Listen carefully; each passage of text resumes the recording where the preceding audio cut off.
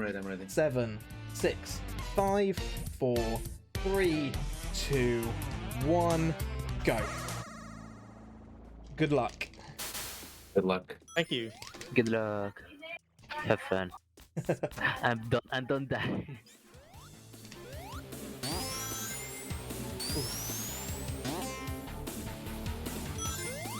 Ooh, I need to remember which part of oh, controller! Oh, my controller's playing up. That's a really bad time for the controller to start messing around with me. Yeah.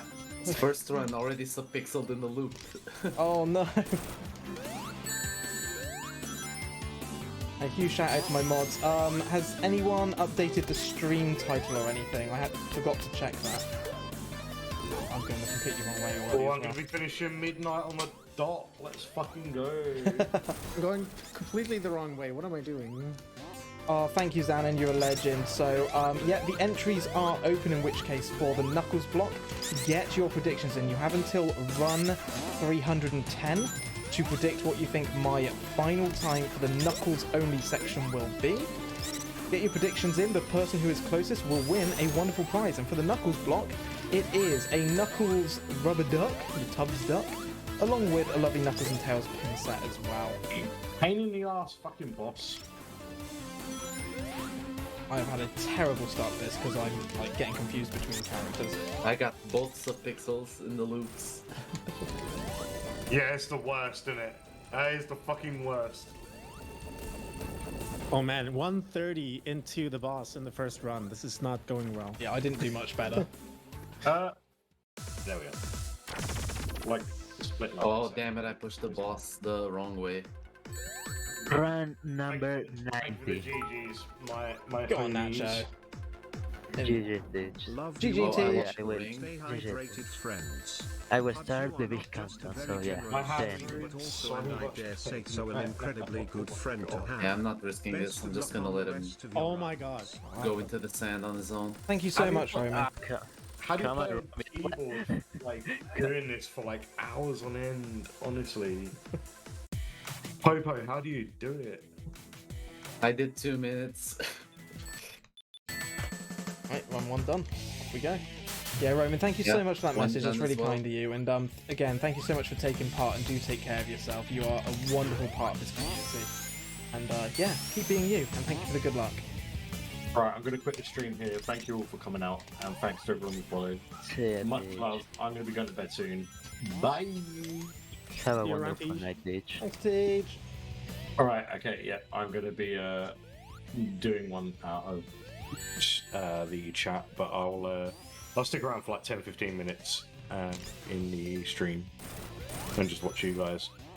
Okay, so like, peace out and have fun, everyone. Take care, buddy. Thank you so much for running, Yeah. and I hope you have a wonderful weekend, mate.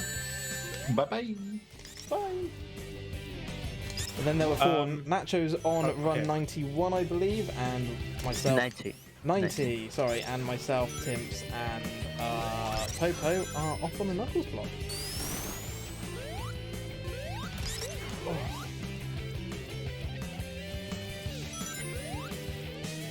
So yeah, maybe someone is wondering why I'm still here now, because I'm bad. Well, I'm bad, but you know, Yeah, it's but you- because I decided to do something crazy, not crazy as hot, but I'm basically swapping between all the characters, including mods. I'm playing with Sonic, Tails, Knuckles, Metal Sonic, Amy, and Might. Yeah, you're doing nothing. First death. Oh. Oh, I need a ring. It I was need a the ring. crush death under on the waterfall.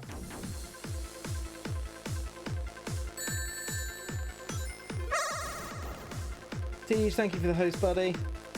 Oh yeah, Zanny, Alright, you'll need I to was update there. that because there's only 3 of us for this block.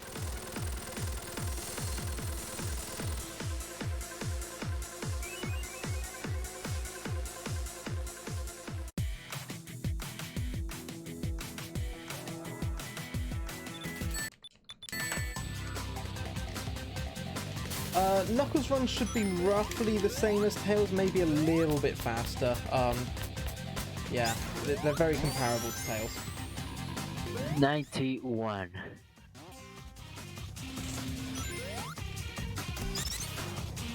Oh. Oh. Need to get back in the groove of things. Why is he going the wrong way? What? How do you make him go the left when you hurt him from behind? When you hit him from behind, it depends where it detects the hit. If it detects it that it's more predominantly on the wrong, like the left side of the hitbox, it'll send it right. It can be very finicky. Yeah, that happened to me on the first attempt.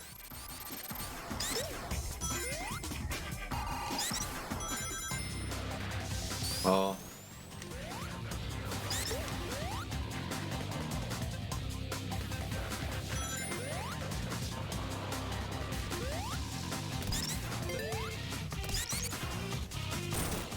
No, Super Ultra. Were you doing some Sanic, or will this be the red Sanic? So honestly, one of the things I'm most scared of is that I'm going to mess up my splits because I'm not used to manually splitting. I know that feeling. Same. Thankfully, 300 in, I've pretty much trained myself to always split when I restart the level, so... It's just a natural reaction for me now.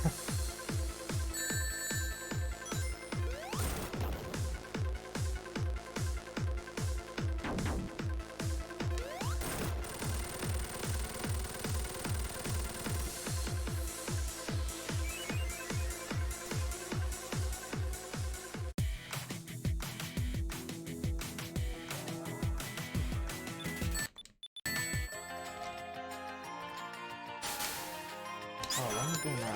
I'm really getting basic things wrong at the moment where my brain's just not really connecting back up with what I'm meant to be doing. No worries, Danger. Go get yourself some sleep, take care of yourself, and thank you for sticking around for so much of this madness. It's been lovely having you here. Good night. Yeah, So have you're like exactly... Sorry? the early cycle once yet. I've not got the early cycle one yet either, which is slightly frustrating. Because normally I get that.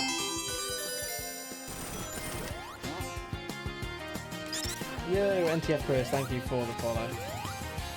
Yeah, Popo, what sorry, Tim, what were you going to say? I don't know, I forgot. That's why I didn't say anything. Oh, fair enough. 92. Go on, Nacho.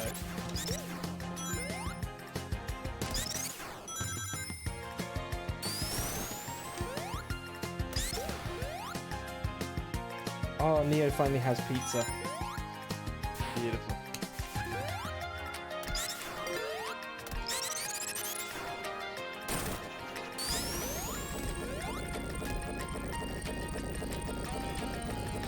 Popo, can you just confirm your Twitch username for everyone? Wait, excuse me? What's your Twitch username? J-Dub's asking. The Popo _ 333. There you go.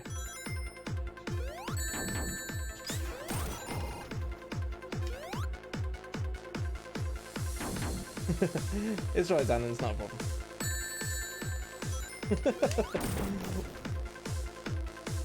Yeah, Zanny, you need to remove Kid from this block as well. Kid's not running in this one. Oh, I'm gonna have a bit of pizza.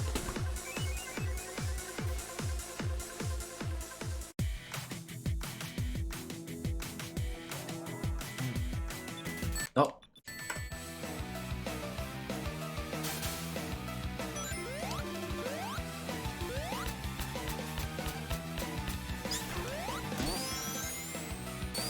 Oh yeah, we got Domino's Thanks for the Mendes. follow, J-Dub.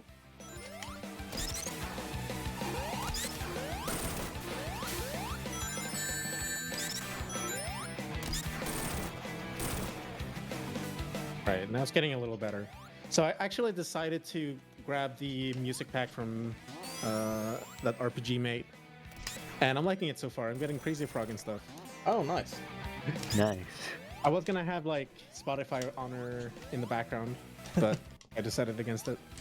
Oh, controller, why? I think my cable's starting to go in this controller. It keeps disconnecting. Okay. I'm... Yeah, bless for this randomizer.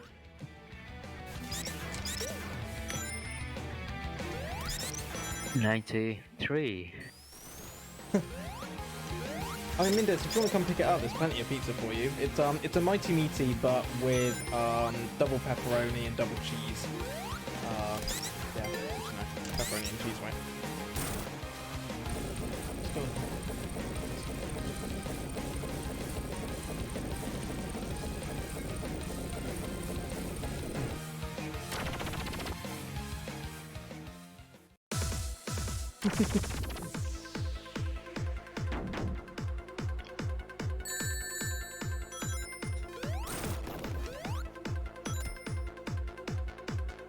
On your way, I'll see you in about 2.5 hours then.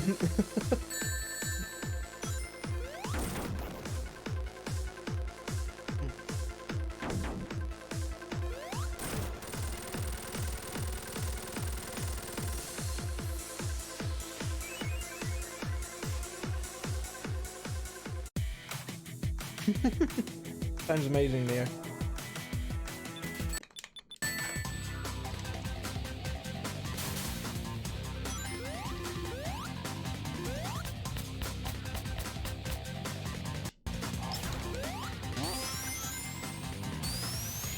Yeah, honestly, Bright, I think it's the cable. I'm 95% certain the cable's just not incorrectly.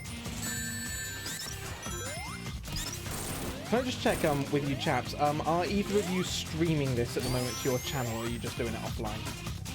I'm streaming right now. Are you both streaming? Yep. Yep. Cool. Right, T just saying that you can't get Popo's stream up. Not sure why. Should be working.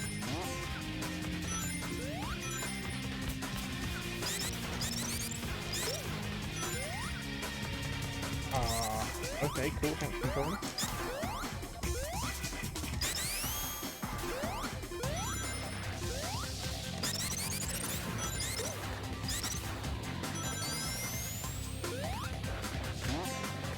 $94. Let's go, Nacho. Nearly there. All the way. Yeah, that's actually I recreated your overlay kind of in my own way, of course. Oh, But nice. I didn't see a source for it, so I just like screenshotted it and like made the scores myself. Oh, sweet. Is that the like the one with the Sando background, or my actual overlay that I'm using right now on my channel? Yeah, the brown and yellow one. Oh, cool. That was actually created by Elites. Oh, nice. Yeah, I got your logos as well. Oh, nice. Excellent. Oh god, I've done one more and I'm gonna go full ARG here.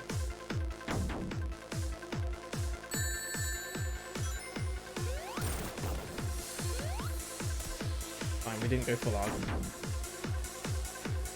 What does that mean? Four. Second death in the entire Sando. I just put pizza in my mouth, sorry. Oh man, I'm so tired right now.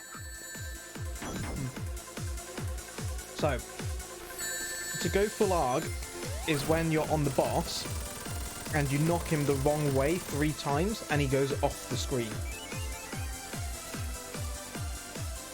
In our first Sando 100 race, ARG managed to do that. He hit him the wrong way 3 times in a row and he went off the screen, and it's now become known as going full ARG. Legendary. Mm-hmm. How these things start.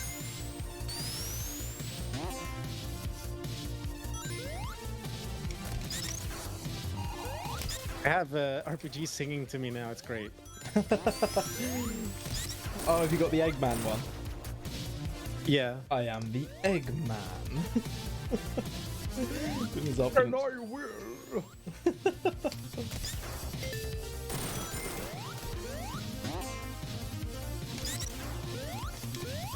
Are you supposed to always take 3 hits to beat him, the boss? It is possible to do it with Knuckles in 2, but it's pretty much frame perfect. It requires 2 absolutely perfect, like mid-air hits to get the maximum room for him, like, to move. Because Knuckles' jump height kind of causes problems with that strat. So yeah, normally it'll take 3. Right, then I'm changing my strat. Ooh. Because I was waiting for him to jump to hit him. Now I'll just hit him from the right side. Ah, you go. Yeah, that's what I'm doing as well. I tried like 5 runs and it didn't work. I'm losing so much time from this, like over a minute. 95. Thanks, Teej. Take care, buddy. Sleep well. I'm almost getting down the menuing as well when I reset. Saving the frames. I mean, it's honestly kind of difficult because, like, again, I don't want to make a mistake when I split or anything. Yeah, it's surprising how much the menuing comes into action. And now I have understand, but it's never starting. Oh, you got the cursed pack. Nice. Yeah, of course. I just ran with I mean, that. There's some bangers in there. I like, no offense, but like that Sando 100 is kind of cursed to me. Yeah, it really is. No offense taken. It is cursed. Simple as that.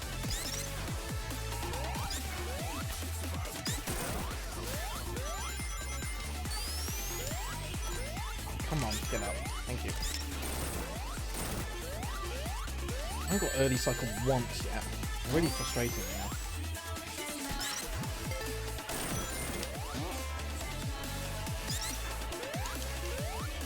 Yeah, don't forget, people, if you want to enter the giveaway for this Knuckles block, you have just 2 runs to go. Get your predictions in for what you think the final time will be. Oh, I nearly got crushed.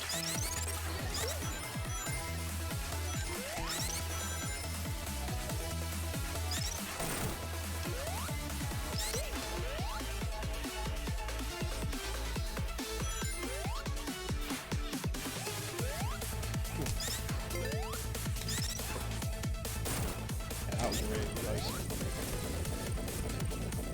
Hard to type in chat and do boss at the same time.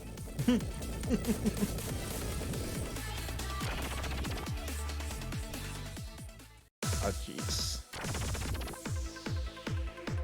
Good guess. Why can I not make him go left?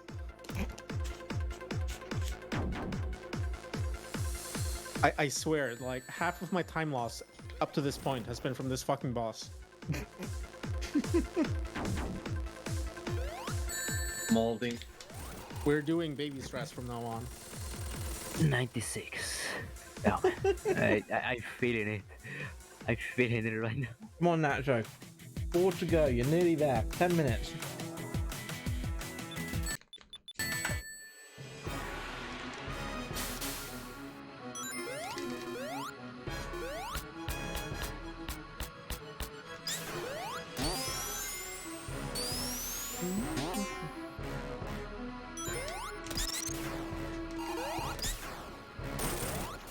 Oops.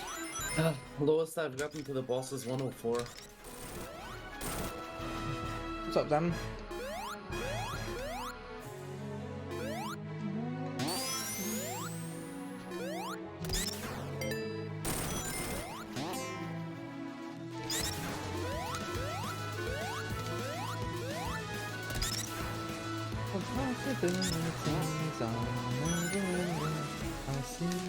Yet I see it, and out of my dreams, possibility. I don't know the lyrics. I need to learn the just lyrics seen a properly. music. I just know it's a banger. Yeah. No worries to go for Alert. Thank you so much for sticking around. I really appreciate it. Thank you so much again for the 10 gift subs. Incredibly generous of you. And yeah, take care, sleep well, and I'll see you in the morning if you're about. Hopefully you will be.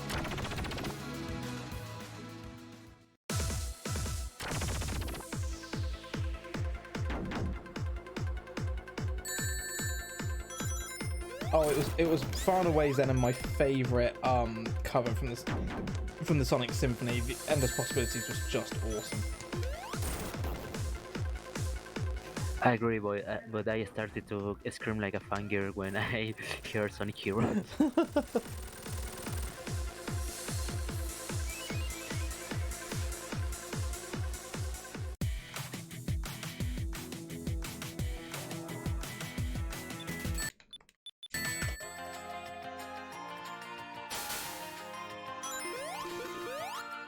See, for me, now that I'm past the halfway stage, everything just feels like I'm on the home stretch.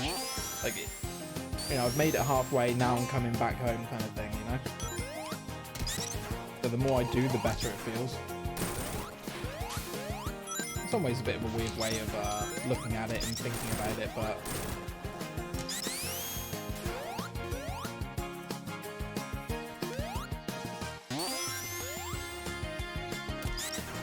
Oh, whoops, I'm going that way.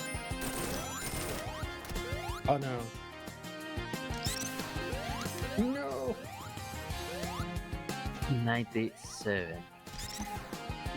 What? How did that send him to the right side? I know, right? Like, this boss doesn't obey the laws of physics, I swear. In that mood.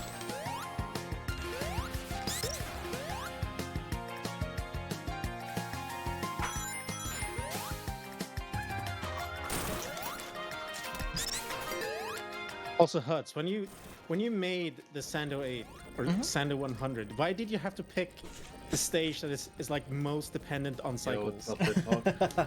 That's the thing, you see. It's the most technical stage because it's dependent on cycles. You can't just, you know, find a second here or there by getting good. Like, it requires you to really, you know, grind hard to make up the time. Yeah, it's one of the most technical stages, I think, and it also just happened to be the one that I sucked at most. You know, I don't make the memes, I just embrace them. But you know, if you run Sando 8, you start to actually get good at the full game. Yeah, I've always said if you can do Sandopolis Act 1 well, you can probably do the rest of the game well.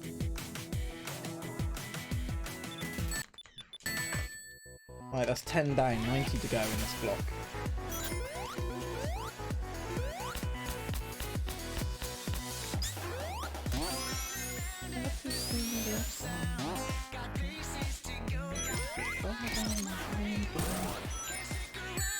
Oh, skip, I'm moving ahead. Hooray. I forget to follow my plan instead. Early cycle, finally. Yeah, I only got it right now. But then I missed the second cycle. Sad.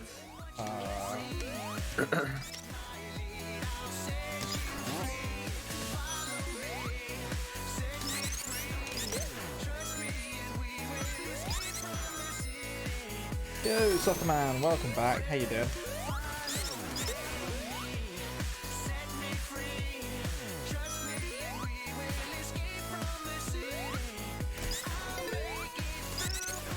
Oh, nice. 58 to the boss. 98. Nice. And I will start to disable the random music. I want to hear Sandopolis. Oh yeah, the symphony version of this was so good as well. Like, Nate Wants to Battle is just such a good artist, such a good singer. Like, the absolute perfect person to sing that. Who's remixed that? No idea. You'd have to ask RPG when he's awake in the morning. He will be back with us from 8 AM doing the final block, the Metal Nux block.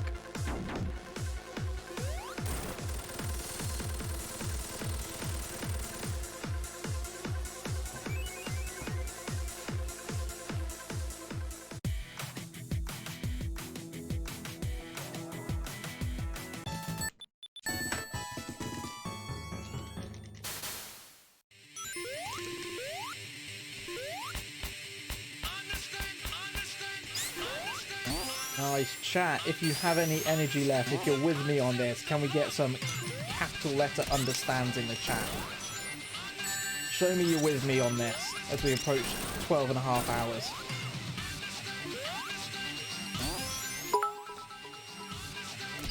Alright, finally submitted to the boss. Understand.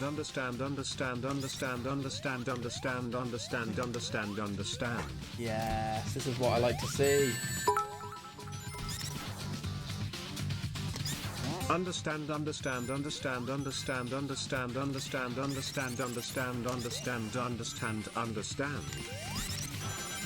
This is what we like to see. Awesome.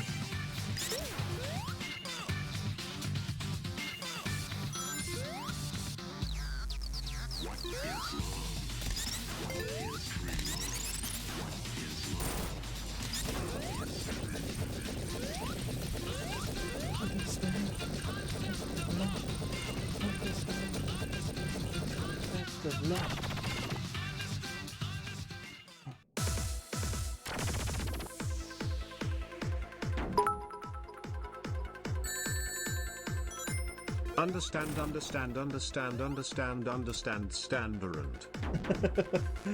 Standard. Yo, Race Pro, Neo, and Zenon, thank you so much for the bits. Thank you everyone for joining in with the understanding. Always nice when we get that as a bit of a surprise. And CBK. What a good timing. I was swapping the character, so those bits that they donated to you doesn't count. That's very nice. Anyways, 99. 99, come on Nacho, almost there now. Almost there. CBK, thank you for the 100 bits. Halfway indeed. Let's go.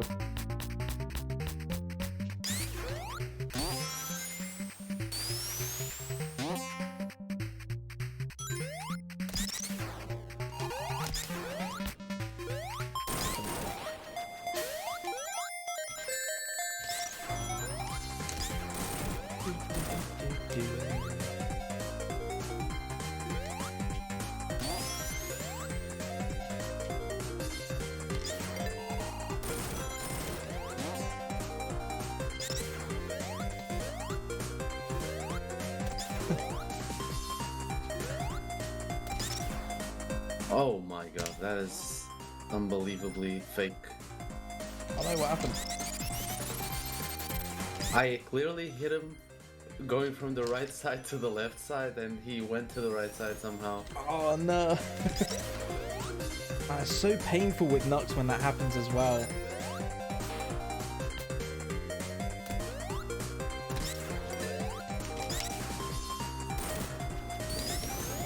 Have a quick update while I'm in the boss. So I'm on run 13 in the boss arena. Popo, which run number are you on at the moment? 13. 13 is just killed the boss. nice, just ahead of me. Timps, what run number are you on? I'm on 12 in the middle of it. Ooh, right behind us as well. Keeping pace, good. Yeah, see, the thing is, I lost probably 3 minutes, or like, I lost one level or two, like at the start, and now I'm trying to catch up by not messing up because now I actually know what I'm doing when I'm trying to beat the boss. That's cool. I'm sticking with the old damage boost boss strat to get him in at least 3. So yeah, things going well. You know, it does require 4 hits, A but famous I'm musician just by like the hitting name him of from the right Hideki from the start. Naganuma composed the song chanting understand as he struggled to find Like, meaning in I playing tried to Sonic be and cool, but countless I'm not as days. cool as you, Sando but plays I'm one sorry. 600 That's cool. times. It's fine. Last Sando. Yo, Neo, thank you for the 10 bits. Really appreciate it. Love the co-founder. Hey, Agent Jillian. Yeah, long time no see. How have you been? I hope you're well. Believe it or not, you've got the timescale about right. It was my 1-year streaming anniversary yesterday. The 29th, well, technically 2 days ago now because it's gone midnight in the UK. So 29th of July was my 1-year anniversary. Lovely to see you though. I hope you've been looking after yourself. I hope you've been keeping well. It's good to see you again. But yeah, I've been doing great. I've been yeah, we've been on adventure for last year. All sorts of things happening, and now you join me in the middle of dumb 24-hour meme run, basically.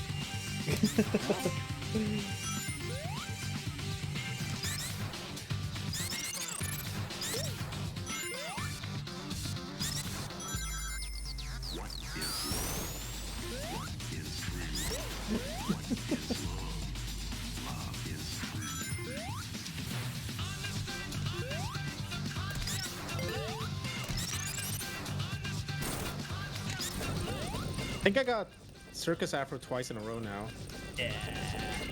Afro Circus.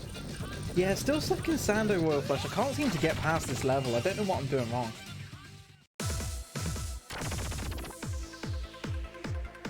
Oh, anyone wants to get in on the channel points prediction? You've got what looks like about 30 seconds left on this one. Sub 3 hours 43 or 3 hours 43 or more.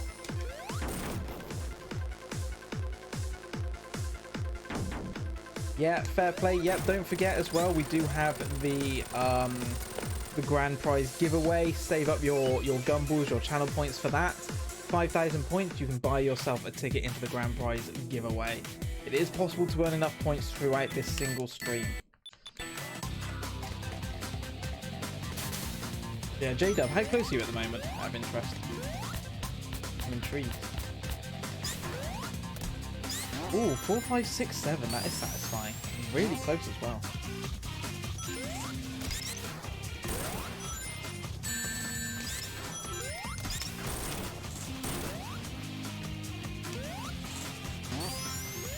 Yeah, no, that's fine, Xanon. It's not a problem. I think you're about right on the time frame. I don't think anyone's got any real reference. I mean, I've never done a Sando 100, so yeah, it's kind of a bit pot luck. But hey, that's what predictions are for, right? Done. You done?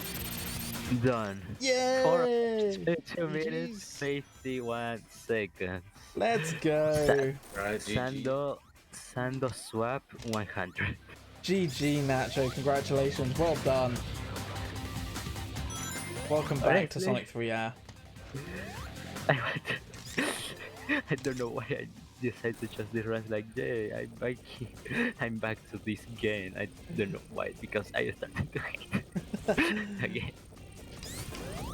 But I will have more time to hate it in the future. It's so good to have you back. I'm so happy that you agreed to join us for this madness, and yeah, congratulations on always making it harder for yourself and one-upping it. Not just doing a Sando 100, but swapping character every single run and resetting the level for 10 bits or more donated. Like, unreal. Naganuma collapsed from exhaustion as the Well vast desert of sand. I know I want to do a victory He lap. looked up and This saw and the hypersonic. faint vision of Knuckles and uttered the You know, words, that's a great "Understand, idea." Understand. Because you know, Knuckles Alemras is my stared thing. at him for just a few seconds yeah. before flexing his muscles, then gliding off into the endlessness of understand. Thank you, Neo, for the bits. I'm loving these copy pastas. Oh, these are kind of like little copy pasta style stories. So Nacho, what is... Go over it again for us. What is your target coming back to air? What are you looking to achieve? Yeah, first round I will do the announce again. After August, I will just change the nickname that I normally use. The finally no longer Nacho Autista. It will be Nacho the Adventurer, because you know every new run is a new adventure for me at least. And you know, and the second is that I will be back to Sonic 3R, but Oh, here we go. my new goal is I will break every milestone with Alemar. Nice. It's going to be awesome. I'm really looking forward to it. You're wondering what are the milestones? Sub 50 with Knuckles, with Knuckles and Tails, low 50 with solo Knuckles, sub 1 with Tails, low 1 with solo Sonic, and a PB with Sonic and Tails. Oof. Also, new that doesn't end there, because I will run the model characters. Sub 1 with Amy, sub 1 with Metal, and a low 1 with Might. Nice. Really going to be attacking those boards. I'm looking forward to these runs, you know. I really am. It's going to be awesome. Also, J-Dub, that doesn't count as a glitch. Even in a glitchless run, normally, that doesn't count. But for the Sando runs, there are no glitches. We don't differentiate between glitch and glitchless because there's no beneficial glitches. And Agent Jillian, I'm genuinely really sorry that you've had so much upsetting news lately, but I'm glad that, you know, there's been some good stuff in that as well. And you're right, just stay positive, keep pushing forward, keep working towards good things. And I'm sure good things are still on the horizon for you. I said start over. No. Oh yeah, for anyone who's not... Oh, sorry, go on, Nacho. Even if I'm not doing this again, I never again, the Sando swap, I mean. I'm not doing the Sando swap 100 ever again. I will save the split. So, you'll do it again, I'm sure. One day. The Sando swap, no. The Sando 100 is like amazing. Fair enough then. Speaking of the splits, I was gonna ask, can I just submit my 100 run and say, hey mods, can you pick out the 8 fastest ones? No, you'll have to do that yourself. Shit. The lazy way. I mean, so I was saying about this earlier, if you want to find out very quickly which one is your best, you can just copy and paste directly from LiveSplit into something like Excel or Google Sheets, and then just do a simple sum command to just add up 8 runs in a row. Copy that command all the way down like that formula, and then it should be able to be very quickly easily identifiable which one's the fastest block of 8, and you then go cut that out and submit it. I can help you with that Yeah, if that sounds necessary. like a good plan. Yeah, if you need any help with it, I can help you with it. But I'm sure with your expertise, you can probably figure that out. Yeah, I was thinking like I was gonna read in the split file and then like write my own parser or something. Oh, okay.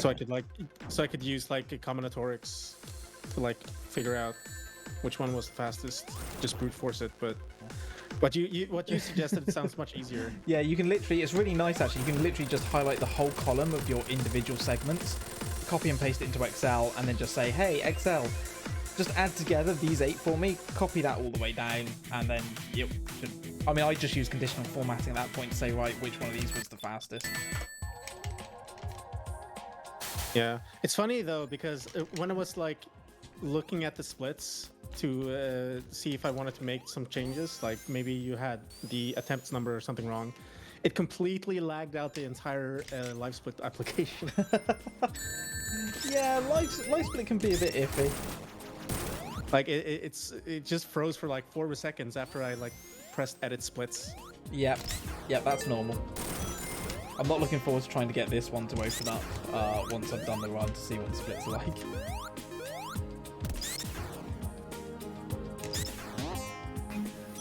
Okay, so I think this was everything for me. Everything was said, everything was done. So there is new adventure that waits for us tomorrow and the next day. So the entire life. So yeah, thank you so much, host, for inviting me to this craziness. And good luck, Popo and teams in the next vlog. Yeah, thank you. And Thank you very much. see you later. I don't know if I will be on the chat because I'm really tired.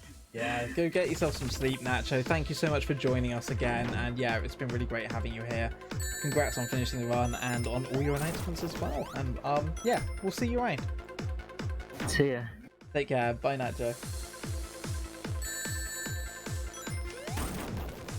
And then there were 3.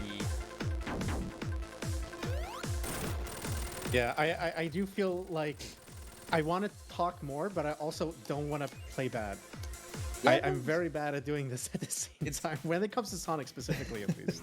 It's honestly fine. You do whatever you want to do. If you want to talk, if you want to concentrate on the run, you concentrate on the run. That's absolutely fine.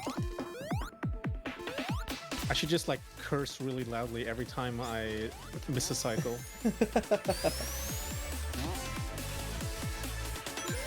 J-Dub's trying to get me to start over because I supposedly glitched. Like, no, start the whole thing over. We start again, back at run the whole 1. 24 hours. Yeah. 601. Yeah, it's a good thing this is the 18+ block, because I have some neighbors who like to be loud sometimes during the night. Ah. In Wait, case oh? you hear any noises. Is it what I'm thinking? Yeah. Oh my word. That could be interesting.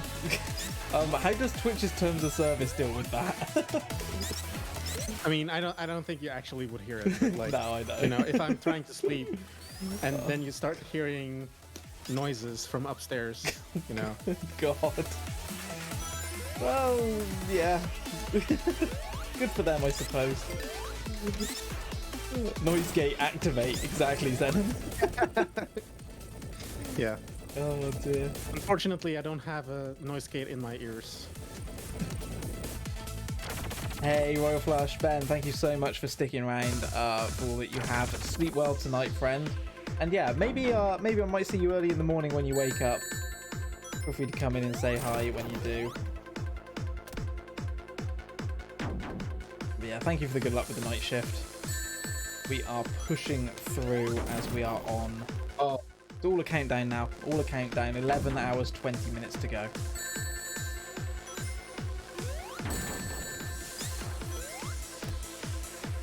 You sound awfully cheery for like having played Sando 1 for the past 12 hours. Yeah, I'm feeling a lot better than I thought I would. My wrist is still feeling pretty good, which has surprised me a little bit. I thought I'd be in a lot more pain than I currently am, and I'd have to be like icing it, but actually at the moment I'm pretty solid on that front. And thanks to RPG's amazing work on like the music mod packs, and obviously Ben's work on the random script, like it's because I'm getting different music every time. It kind of keeps it a bit fresher than it otherwise would. So the monotony hasn't quite sunk in yet. I'm pretty much an autopilot for a lot of this anyway. So between that and everyone being so amazing in chat, kind of, you know, keeping me awake and giving me things to talk about, it's yeah, it's been going a lot better than I thought it would. Do you do any like wrist exercises? I'm making sure basically that every time I get to the boss arena, when I get some downtime, I'm just kind of flexing my wrist and just stretching it out just to kind of keep it, you know, good. In the run up to this, I have been doing some like wrist strength exercises just to try and help build that up at the gym. And build up like my forearm strength, but for the most part, it's just all the kind of all the speedrunning and streaming from the last year has helped to build up a lot of that anyway. So, and yeah, J-Dub, like, J-Dub, you've been here for like 8 hours so far. I'm honestly amazed, and I'm very appreciative of for everyone in chat for how long you guys have been here supporting this. Like, it's, let's be honest, it's a really dumb thing to do this, like a really stupid thing. It's the same level over and over, but the fact you guys have been here and sticking on throughout and chatting with us and stuff, it really does mean so much to me, and you have no idea how much it helps.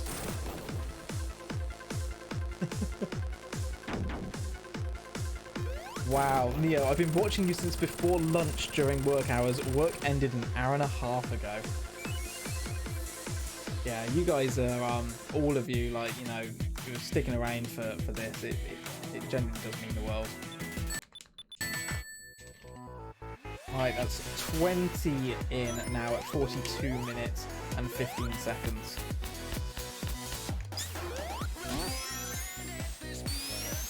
CBK's been here from the start since 12 PM. CBK's done a run as well. I say, guys, if especially for the UK lot, like, you know, please make sure you look after yourselves. Get some sleep if you need sleep. You know, I appreciate you wanting to stay up and support, but likewise, please look after yourselves. Yeah, but all you in Germany, fuck you. Yeah, all of you in Germany, like, you know, you're efficient. You can stay up all night.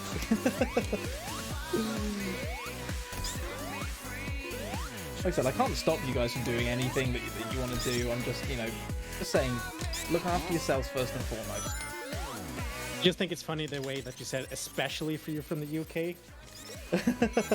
Yeah, I think it's just typical me. I forget there's, like, you know, European audience and stuff that are on even worse time than we are in the UK right now. Like yourself, for example, Tim's like 1:45 in the morning currently. Yep. What is the rest of Europe? What even is Europe anymore? I mean, does Europe exist? Last time I checked, Europe doesn't exist because, you know, Brexit, right? I mean, last time I checked, Great Britain is not going to exist very long. More than likely, yeah. I can't deny that.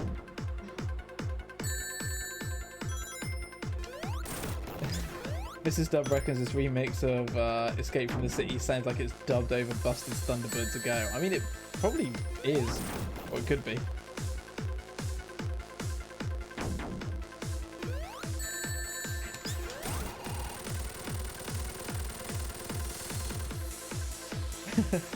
Nah, that's not how it works, Jada. We're out of Europe as well. The continent. We're our own continent now.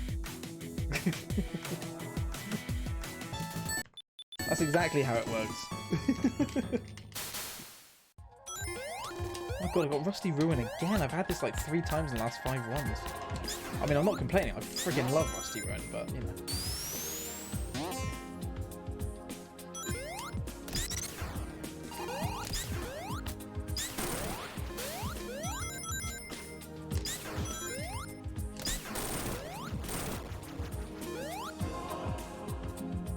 And that's the end of politics chat. Yeah, pretty much.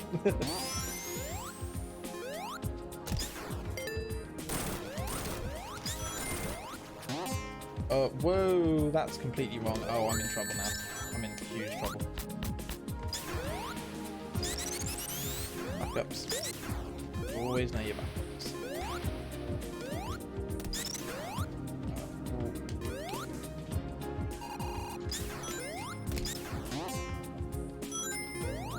Yeah, that's the thing, Bryce. It's exactly what you're saying. Like at this kind of time, like we are approaching 1 a.m. here in the UK, so 2 a.m. on the continent. It's very easy to assume that a lot of the viewership will now be coming from, you know, the Americas basically, because it is kind of becoming prime time for them, kind of late evening, early to late evening. You're talking what, 4 p.m. all the way through to 4 p.m. all the way through to 8 p.m. I think. Hello, Liam. This is an automated message on the assumption that you will probably come in at about 12 hours and 46 minutes into the run. We are currently not live. This is a repeat. Oh, Agent Jillian's correct me. 4 p.m. to 7 p.m. depending on where you are in America, so yeah.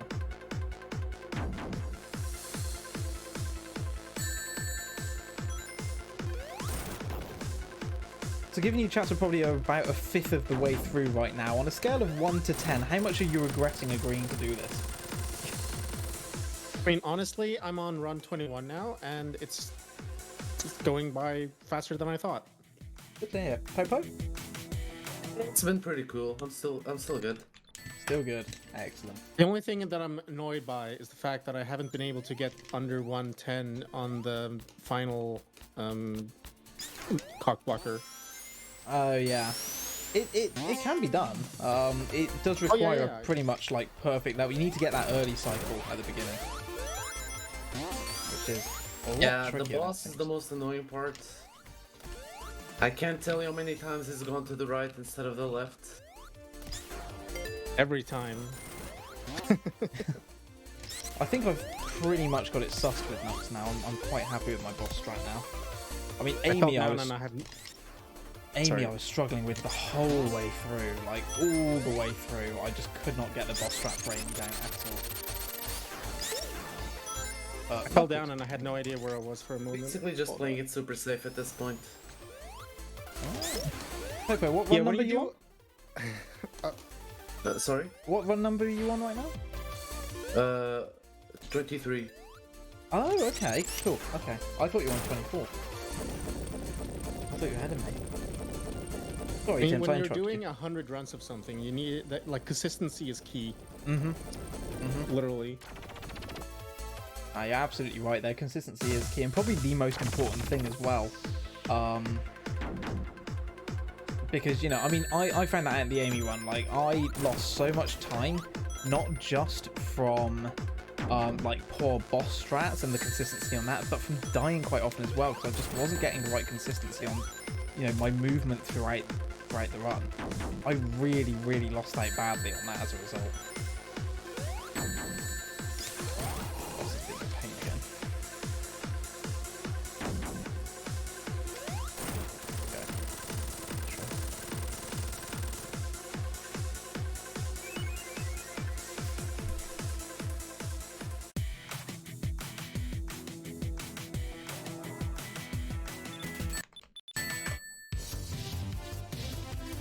I'm also realizing that I bought way too much beer for this because I was thinking, like, so many hours, I'm gonna burn through, like, you know, several of them, and I'm still only halfway through the first one, like a quarter way done. Need to pick it up. Pick up the pace. Oops. Yeah, the problem is there's not so many places where I can drink. There's like 2. Yeah, pretty much. Like, as you're waiting for the boss to come up and after you've defeated the boss, right? Yeah, so like, you don't drink a beer in 20 sips. Well, it's just mouthful before and mouthful after. Job done. 1 beer every 10 runs.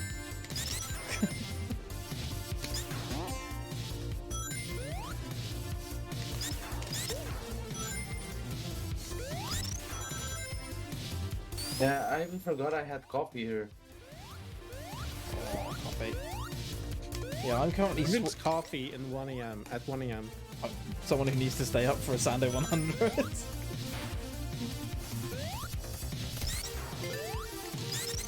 If I drink coffee like after 3 p.m., I just feel bad. What's going to be really weird for me is like it's pitch black outside, like it's the middle of the night, it's coming up 10 to 1, right?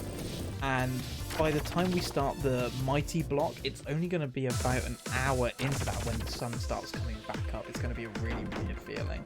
I basically just need to make it through the next kind of 4 to 5 hours, and we're already back in technically daylight. Really, like, I'm very happy that I chose to do this at the height of summer. Let's put it that way. Minimize the nighttime. But yeah, we got an awesome block coming up after as well. Like, obviously, you know, amazing runners thus far. I've got these two absolute legends with me right now. Coming up next, we're going to have Amber Cypher, Animus, Supersonic, Sound Defense. You know, I'm so honoured to have so many amazing runners, you know, with such prestige within the Sonic speedrun community, with such, you know, history as well. You know, Timps, you've been around absolutely forever. Popo, you hold, in this game especially, some incredible records with, like, Metal Sonic. Like, honestly, to have you guys here is a genuine honour for me, and I'm very grateful. Super happy to be here, dude. Yeah, super happy to be here too.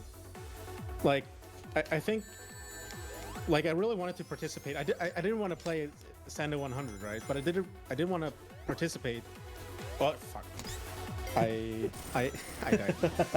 This is what happens when I try to talk. Okay, so I was super excited to participate because it's the 100, no, not the 100th anniversary. It's the 1 year anniversary of you basically like joining the community. Oh, okay. And I think that's something to celebrate because I definitely feel like a lot of, like, you've done a lot of positive for the community. As you say, I've been around forever, so I've seen a lot of like times in the community. Like, I've seen a lot of people, and I think it's definitely like basically at the top right now. And that's not just because of you. There's lots of other people, but like you definitely create this environment where people do where better like where good people want to join, let's say. I'm glad to hear that. And so I really appreciate that, and I wanted to be here. Oh, well, I appreciate you saying that, and you're absolutely right. Like, you know, it takes more than one person to make a community and to, you know, bring those kind of good feelings and that right environment. And there are so many people within the Sonic speedrun community who help do that, and even within my community here that help to bring that, and we look out for each other. And you know, I've always, you know, I said it before, and I'll say it again. You know, my aim is to give back as much as I can to support others, and you know, it's honestly fantastic to see like the strengths and the improvements that the Sonic speedrun community as a whole makes, and to know that I'm being a part of that is it's awesome. You know, I'm very, very happy to be a part of that. I'll tell you one thing that I still can't get over, right? Popo, how the hell do you speedrun Sonic on a keyboard? I don't know, it's easier for me to do 6 steps because all the keys are next to each other in a row, you know? And I don't have a Genesis-like controller. I only have a PS4 one. I remember we were talking about this before, and I think you said, like, was it as a kid, I think, when you used to play with your brother? Like, you were basically always forced to use keyboard, so you just kind of learned to play games that way. Exactly, also that. And the funny thing is that for every game that I play on the computer, it's like, I use the exact same setup with the keys. Always the same keys. Oh, wow. So basically, muscle memory is not much of an issue because I always have to keep my hands at the same place. That's a really good way of doing it, actually. I never thought about that. You know, it's kind of funny, actually, because I tried to unify my controller settings as well, so like I have the same settings, so that I can use my box for everything too. But so what I did is I mapped CSGO in a way so that I would have to hold space to go forward, and I do not recommend that experience. I see why. Good old Counter-Strike. Yeah, Agent Julian is saying, casually I prefer playing using a controller, find keyboard easier to do stuff like spin dashing, and I can completely understand why on that front. I really can. See, I dislike all controllers, so I just made my own.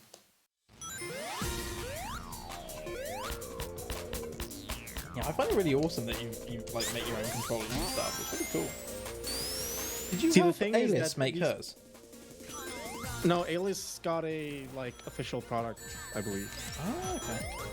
But the thing is that the buttons that I have, they're Sanwas, and they're basically like the gold standard for arcades.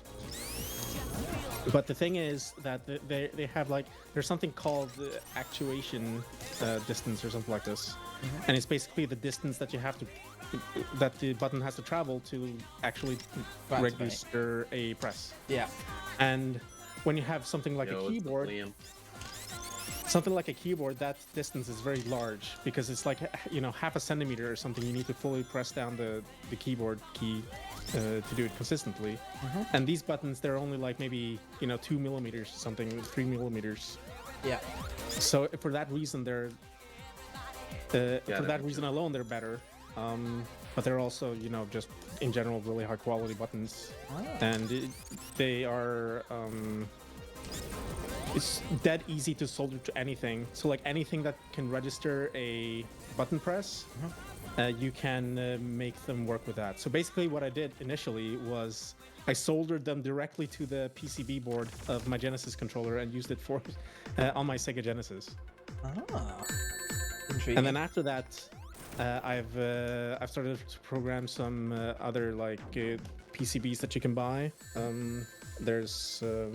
There are several of them on the market, like Arduinos and stuff. Yeah.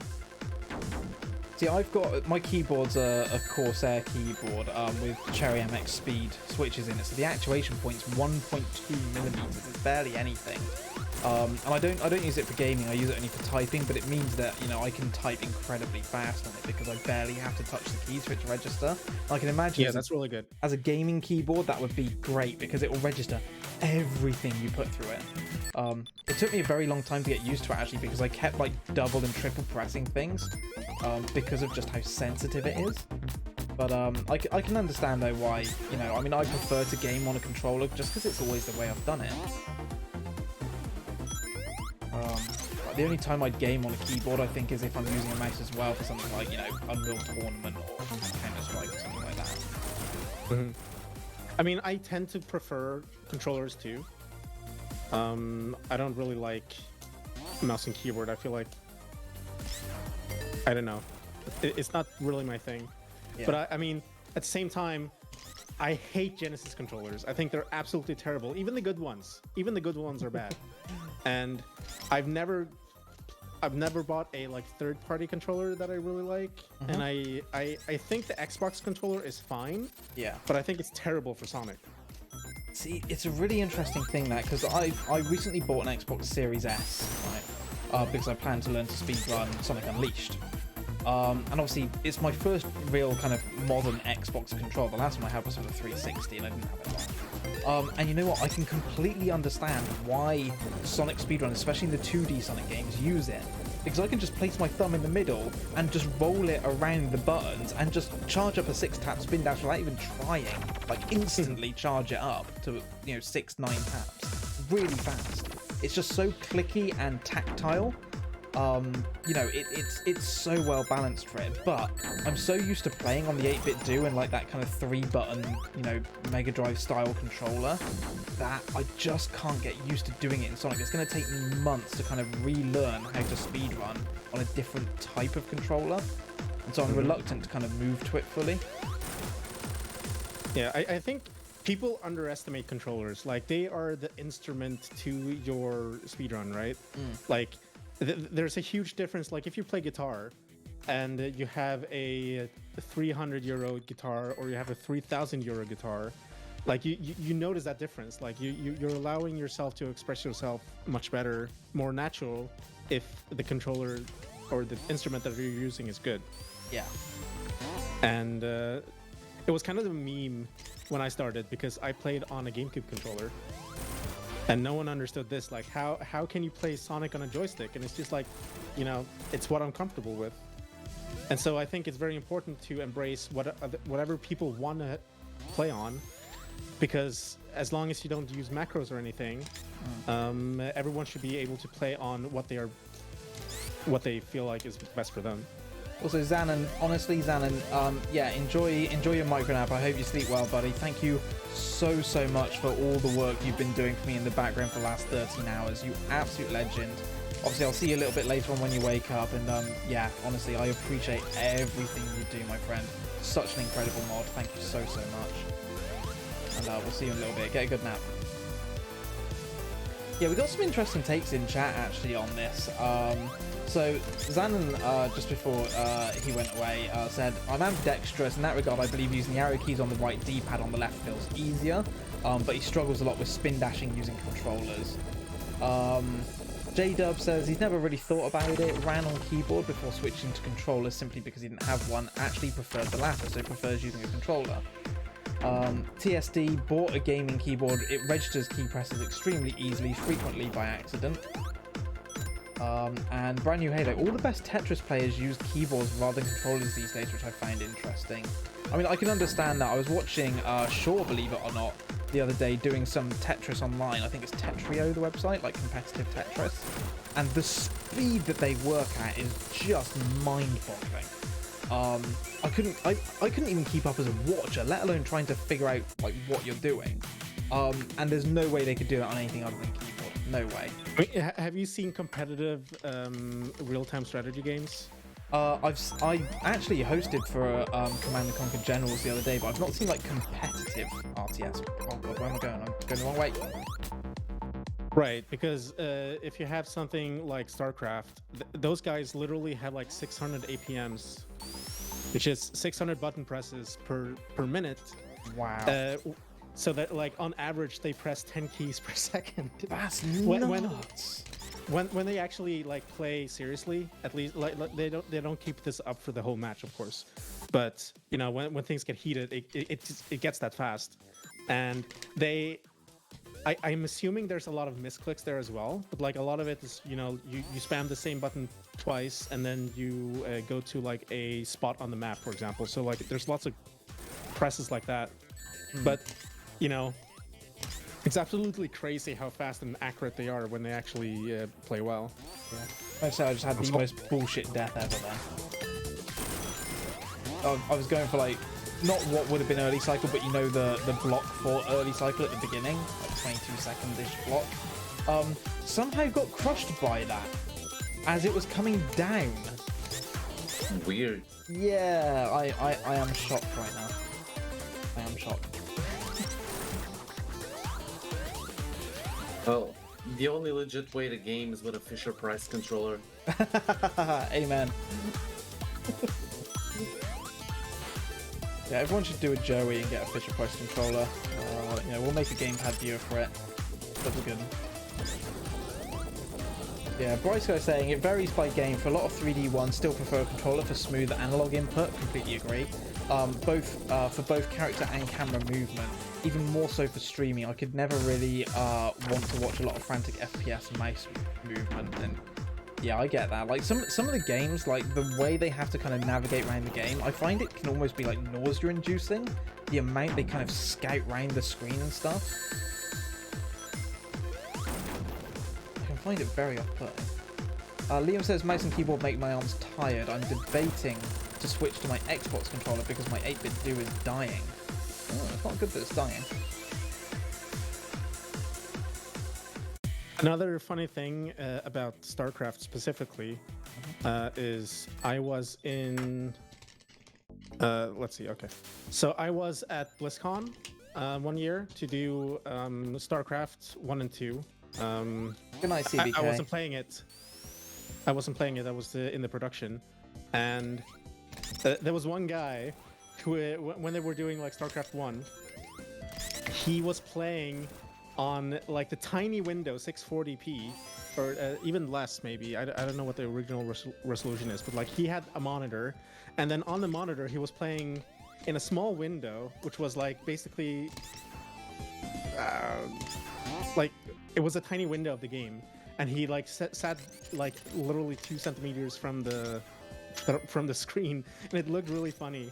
And then we had to crop his feed so that we could like have it on the stream. Yeah, I just thought that was really funny. Ah.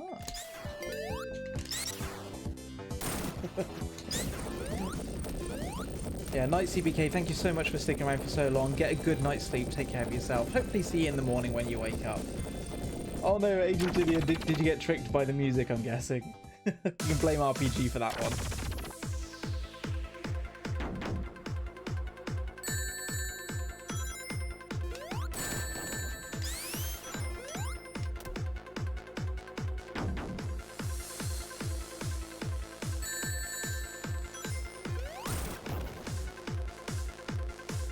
I don't know. Have you watched any competitive CS:GO HUDs? I haven't. Popo? I haven't actually. I actually have a friend though who plays competitive CS:GO. But I haven't actually watched any of it myself. If I'm being truthful. Okay. It's. I think those guys are really crazy too, because the way they do it is they grew up playing on 4x3, and then when widescreen monitors came out, they wanted to use the extra space, but they were used to having 4x3, so they play 4x3 stretch on the lowest settings, and then they also increase all the gamma and all the colors so that everything is like more vibrant. Oh. And then they also sit right next to the monitor. And it's like, if you see a screenshot of it or a photo, it's like, it's so funny how these people, they spend 10 hours a day at least playing right next to a monitor that is like rainbow colored and 4x3 stretch in like 640p. It's absolutely hilarious. At what point does it become like almost anti-competitive, like against the spirit of the game? Like, I mean, it's just settings in the game. I get that, but like, you know, if it doesn't even really represent the game anymore, I don't know. I mean, it is the same game. It's just like the colors are turned up and it's stretched. Fair enough. It's still the same. Like everything else is identical. It's even like you even need to like tweak the settings so that if you go left and right with the mouse, it doesn't like move farther than up and down because the right and left are stretched. So you can actually set your mouse settings so that the left and right is. It has like a multiplier that slows it down. Okay. So it feels like it's, you know, the same in both directions, but it's not. Yeah. I mean, the one thing I will say, like, as a counter argument to my point is that, like, I've always been a big believer that if it's part of the game, if it's a game setting or part of that, like, it's there to be used. Like, players, especially competitive ones, will always use anything they can to their advantage in order to, you know, gain that edge or do better or, you know, get a better score, whatever it might be. And so if it's part of the game, I mean, at the end of the day, I suppose, why not? Why wouldn't you use all that stuff? I mean, I would go even further. I would say that if there is something about the game that is like maybe not unacceptable, but it's like ruining the experience for a lot of people, like let's say it's all the cutscenes in Super Mario Sunshine at the start. Like, I think it's totally fair for people to do mods to that increase the quality of life. Oh yeah. And there's a lot of people who are against this idea of like modding a game to make it like easier to run. Like part of the challenge is to just like do whatever the game tells you to do. Yeah, I completely agree with that. I think that it's kind of elitist and it like ruins the game for a lot of people. Like if you want your game to be popular, you need to like make sure that people actually want to play it as well. You can't just say, oh, but you have to like do this 30-minute unskippable cutscene at the start for every attempt or something. Like it just ruins yourself. Metal Gear Solid games have that, but a very notable one I know quite well is Tomb Raider Chronicles, so it's Tomb Raider 5. It's well known for having loads of cutscenes, all of them unskippable. A mod was developed to skip the cutscenes, so you could just skip them. But what's interesting is that you are not allowed to use that mod for the main boards. There is a category which is like, you know, cutscene skip as a category. It's on the CatX board. It's actually an extension, it's not the main thing. And they basically said, well, you're not preserving like the sanctity of the original game. And it's like, yeah, but it's a 30-minute glitched run and half of it is cutscenes. Like, for the love of God, just let us skip the goddamn cutscenes. Yeah, exactly. It honestly, even from a viewing perspective, it makes for a very irritating run just to watch. And I don't even I don't think that Sonic 3 is flawed in any real way, like in the same way that other games might be. But like even Sonic 3 Air adds a lot of quality of life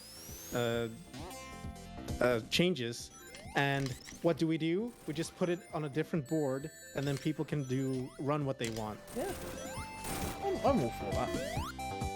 Like the original never disappears just because a mod is like the standard way of playing the game. Well, the irony is, like with Tomb Raider 1, for example, there is a particular mod that you are expected to install. There's a graphical update and modern platform mod that allows you to play it outside of DOSBox, and you're expected to install that for speedrun. It's interesting. I mean, is there something similar for SADX? Yeah. 60 FPS on all that. I thought I heard Metal Gear Sonic, probably Supersonic, probably. It can even be good for verification purposes. Mm. Oh yeah. Ooh, we have two .exes in chat. Picaro.exe and jdub.exe. Interesting. Why would anyone talk to themselves like this? Good question. I'll let you ponder the answer to that one. Do !Sando 601. It'll explain a little bit. It's basically a sub goal. And if you want to know the history behind why Sandopolis, do !Sando 8, and that will explain the origins of the Sando run. Did you update it so it's not a lie? No, it's still a lie. It's still the lie. Yeah. The thing is, like, it's one of those things where the meme surpasses the truth. The fact that it's not the 100% truth kind of buys into the meme even more, in my opinion. You know. And Picaro, thank you very much for the follow as well. Appreciate it. I think the fact that it is a lie makes it more memey. So you're right. Yeah, I think it does. For anyone wondering, by the way, I told this story when I was on First Fasts. Myself, I was running Sonic 3 Air. Sonic Tails Glitched. It was my first ever speedrun. And Mendez was there kind of commentating with me. And when we got to Sando, we kind of told the story of the origin of the Sando 8. Just before that, I'd gone back through the old stream because myself and Mendez were doing a little bit of research on the old run and stuff. And I went back through and watched it, and what we actually discovered was the idea that I failed Sando 1 8 times, and that became the meme that became the run for Sando 8. It wasn't actually true by any measure. If you measure it by the number of times it took me to actually complete Sando Act 1, it was like 13 times. If you measure it by the number of times I saw the Sando 1 title card, it was something like 16 or something ridiculous like that. I don't know the number of times it was exactly. But it was a lot more than 8. And yet, 8 is the number that just stuck, because that's the number that chat kind of clung on to, became the meme when they came into my channel, like, so Hertz, how many times have you done Sando 1 today? Have you made 8 yet? And obviously every time I died, they count it up in chat, like, 2 of 8, 3 of 8, 4 of 8, and it just became 8. 8 was the number. No one ever checked it. And then I embraced the meme and said, all right, fine then, we'll make this an actual run. Let's start running the Sando 8.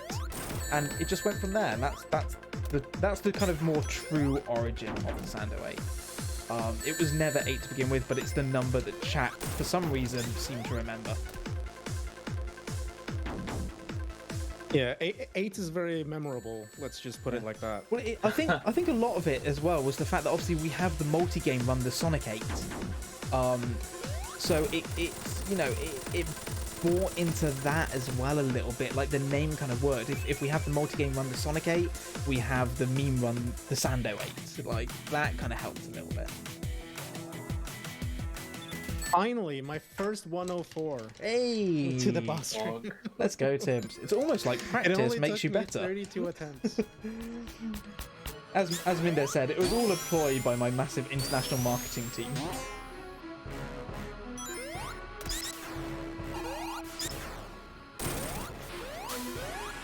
I'm aware that Amber can't hear me. Mendez, can you just let Amber know we are perfectly on time? We will be starting on time. Oh, perfect. Yeah. Yeah, we will be starting the next block on time. Yeah, so far my estimates that it would take less than 4 hours for each block has come true. And The only one that I think might scupper that now is Mighty, but Mighty should be about the same sort of time as Sonic. If anything, a little bit faster.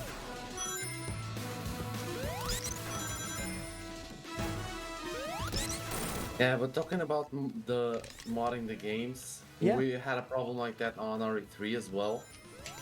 Which the thing is, for an optimal run, there is a point of the run where you open a locker, and inside there's gonna be either a grenade launcher or a magnum. And you want the grenade launcher, you're gonna reset if there's a magnum there. And years ago, some people developed a tool that would guarantee that you would always get a grenade launcher there. But because the purists never, for years, never let it slide, you know? Because you're not getting an advantage over anyone else, because Everyone gets the same thing. you're only gonna run. If you get a magnum, you're not gonna run, you're gonna reset. The only difference that you're making is losing less time of your life resetting the magnums, that's it. So, how far into the run is the Magnum? It's like 5 minutes. So, But the problem is, So you that basically- game is very RNG heavy. You can easily spend an hour trying to get to the point where you get the grenade launcher. so like if it's so RNG heavy and you're basically just spending an hour resetting because of this one bit of RNG, like why wouldn't you just make a patch and say, look, we're all running this waiting for the same thing. We're all gonna reset if we don't get this. We can make a mod to fix this. Why don't we just run with the mod and save ourselves all this shit ton of time? Yeah, I don't know. but It some exists people just now. think so. Now it exists for a year. And speedrunning didn't implode on itself. Well, People still run the game. Amazing. Probably more people be willing Maybe to run actually it. more people run the game than didn't because they don't want to waste this hour every time they want to like do some chill speedruns. Maybe, I don't know. Who knows? Members. Yeah, Amber, I'm aware that you don't have audio on at the moment, but yeah, that was very much for you. I'm sorry that I know you probably can't hear this at the moment, but I'm sorry that you're having problems sleeping. And yeah, try and get yourself a little bit more sleep before the next block. We've got plenty of time.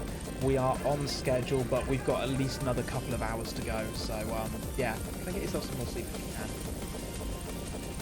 But yeah, Popo, what you need to do is you need to find like a rare 1.0 copy only found in like Taiwan, which doesn't have the Magnum in that slot, and then everyone needs to buy this one game in a language they don't understand on a console that doesn't exist outside. So you have to get that one as well. Oh my god. And converters. I don't know. Like it's so ridiculous how, to me at least, funny that, enough, that we play official on releases Taiwanese are. version actually. It's know, always like official releases is like hailed as the gospel of truth, but if you do a mod to make your life better, it's the Satan tempting you. What's really dumb going back to Tomb Raider 5 is everyone now runs on the Japanese release because it's fast. Because of the speech not taking as long on the unskippable cutscenes. Like rather than just I saying, mean, as long as that is an accessible version, that's fine, or like a setting in the game, that's also fine. It is on emulator. If you emulate the PS1 version, it is. Otherwise, if you're doing like PC, it's like. Yeah, but you had this like ICOS or IQ in Chinese only console for Ocarina of Time that was faster for a while, and this is game consoles were banned in China for a long time. I think they're allowed now, but the way they got around that was they sold a controller that had games on it that you like could download and play through like some kind of station or kiosk. So it's just a controller, but then you plug the controller directly into the TV, so there's no console. Haha. But yeah, this thing made speedrunning faster for like some games, like Ocarina of Time, and that was completely fine, accepted, instead of just like fucking banning it or saying that, hey, we just mod our game or we don't like acknowledge it. Wow.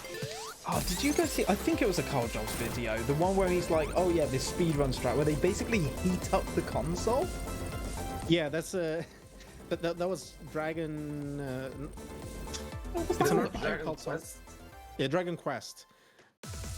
And you have to, if you overheat it, you make some glitches happen. Yeah, like it literally makes glitch sounds. So they like literally put them on like hot plates. It's like what? I heard one comment saying it was like a Japanese runner, and he said that he wanted to make an omelette or something, but he was afraid it would like interfere with his speedruns, so he didn't eat instead. Oh my god, it's nuts. Absolutely nuts. But I think they banned that because, you know, obviously it's not good for the console, and you shouldn't have to ruin your equipment in order to do like speedruns. Yeah, kids, don't you know, don't cook your consoles for speedruns. The whole SpongeBob Also, thing on Xbox. Oh, do tell, Bryce guy, do tell. Also, don't kill your hands. It's not worth it. Yeah, that's it.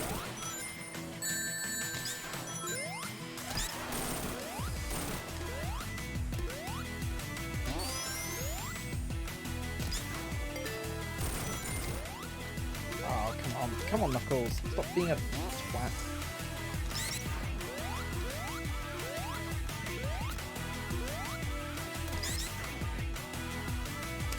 Hey, Prof NES, welcome back. I know, still on Sando 1. Dude, I just cannot seem to get past this level. I don't know what it is. Yeah, I remember that, Bri. Someone put like ketchup on their disc and found that it made the game go faster. What? Come off it. What? Is it because it's forced to skip like certain sections of like the data or something? Like that's the only thing I can think that would make it faster. It just goes, oh, I can't read that. Fuck it, I'll skip to the next bit. I mean, I wouldn't know. I just know that it's something like if the disc is dirty, it doesn't try to load some things and it just like goes on without them. That's ridiculous. Yeah, I'm still holding up okay, Prof NES. Still holding up okay.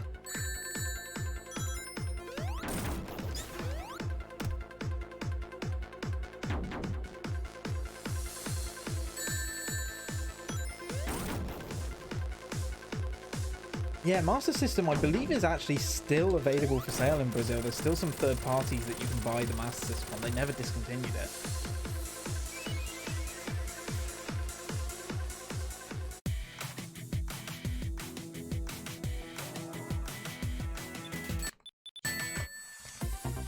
There's also Brazil exclusive Master System games that were Game Gear originally, but they made them for Master System there.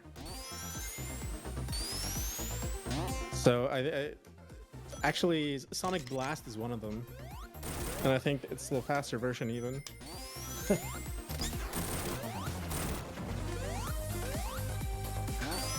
No one tell Hibby to buy one.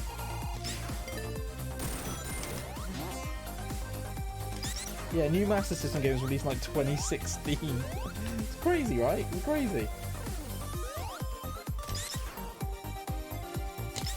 There's so many Sega games being released, like Master System, Genesis, and Dreamcast. They like every year they get like 2-3 games still.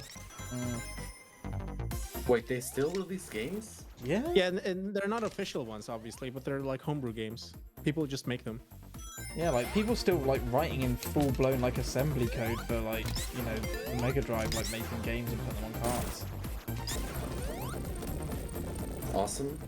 Yeah, I knew about Tanglewood. I saw Tanglewood. That looks like a great game. It's made by like one person.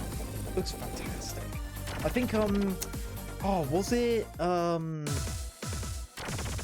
what's it called? No Clip. I think it was No Clip that covered Tanglewood on their YouTube channel. Did a documentary about it. Is that the fox that pushes rocks or something? Yeah, that's the one. Yeah, that's a UK developer.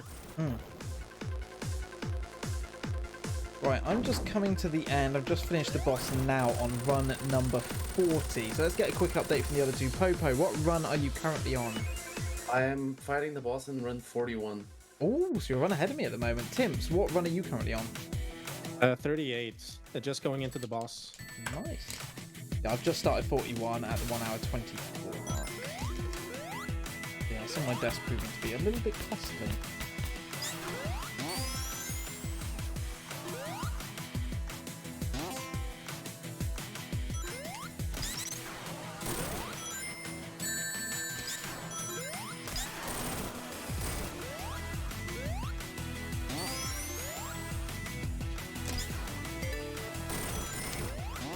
Yeah, I'm feeling the war of attrition is real here. I mean, Clov has very much set the standard for the Knuckles Sando 100, and I think that if anyone's got a chance of beating that today, it's going to be Popo. Like the consistency sure. that he can pull off. Yeah, but Clov is a Knuckles god. I mean, that too. And so consistent. Like the thing about Clov, right, that amazes me to this day is not just the fact of how good he is with Knuckles, but just how consistent he is at that very top tier of running Knuckles on anything. Like his Mania run of Knuckles and Knuckles is just a sight to behold. Like some of the things he does. I just don't understand how he can do it.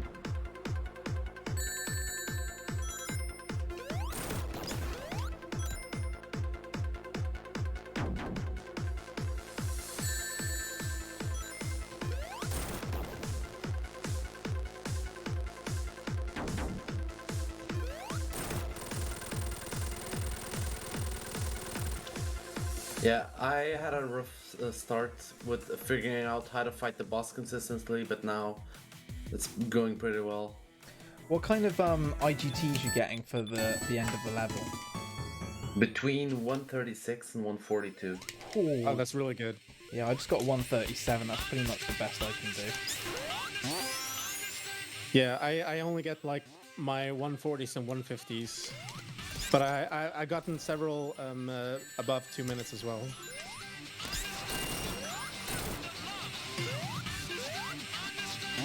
But I've only had 2 deaths at least, so that's good. Yeah, that's really good. I think I've had a couple now. I had a really costly one a couple of runs back that cost me about 30 seconds or so. Shame. Understandopolis. I mean, okay. Is it weird that I think that the Gangnam Style SRB2 song is a banger? Oh, it is a banger. I love it. It's so memey, and then it goes like big chungus. Did someone in our community make it? I don't think so. It is a like proper banger. It's really good. My personal favourite, I think, is the Flying Battery Lady Gaga Bad Romance one. I'll be right back. That was a banger. No worries.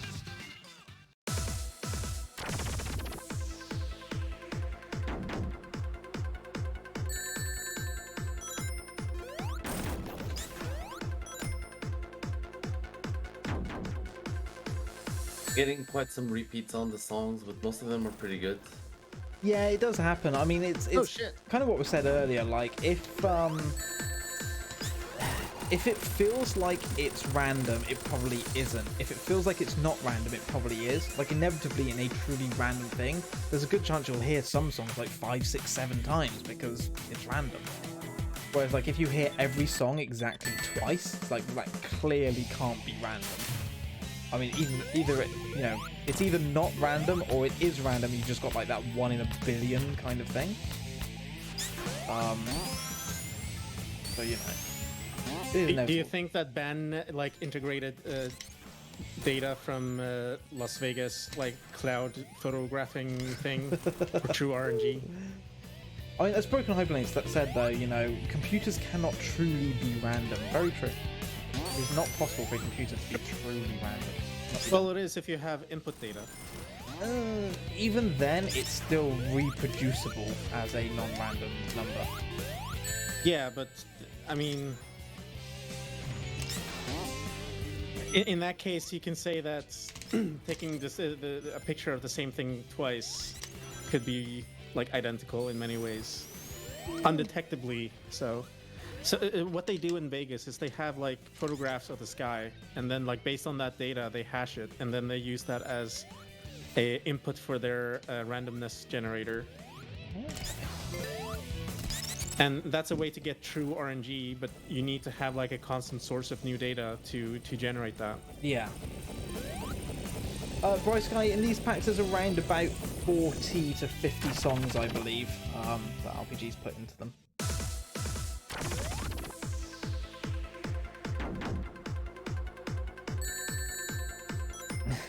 Yeah, brand new Halo. Too deep for 1:30 a.m. Hey, think about poor Tim's. It's 2:30 a.m. for him.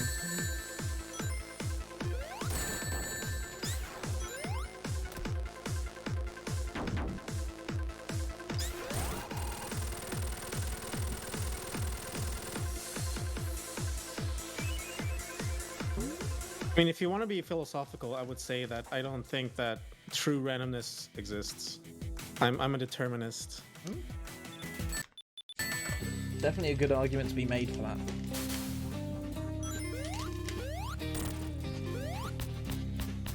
I just got a bit on my arm.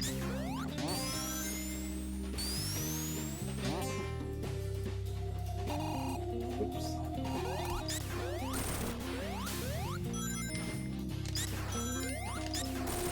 Oh, I almost killed myself.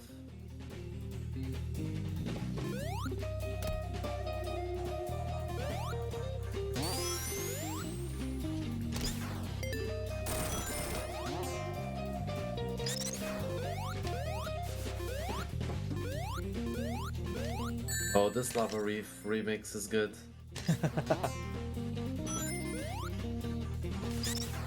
Have you got like the standard Sando Rando pack on, like just the one with dance music and stuff? Yeah. Nice.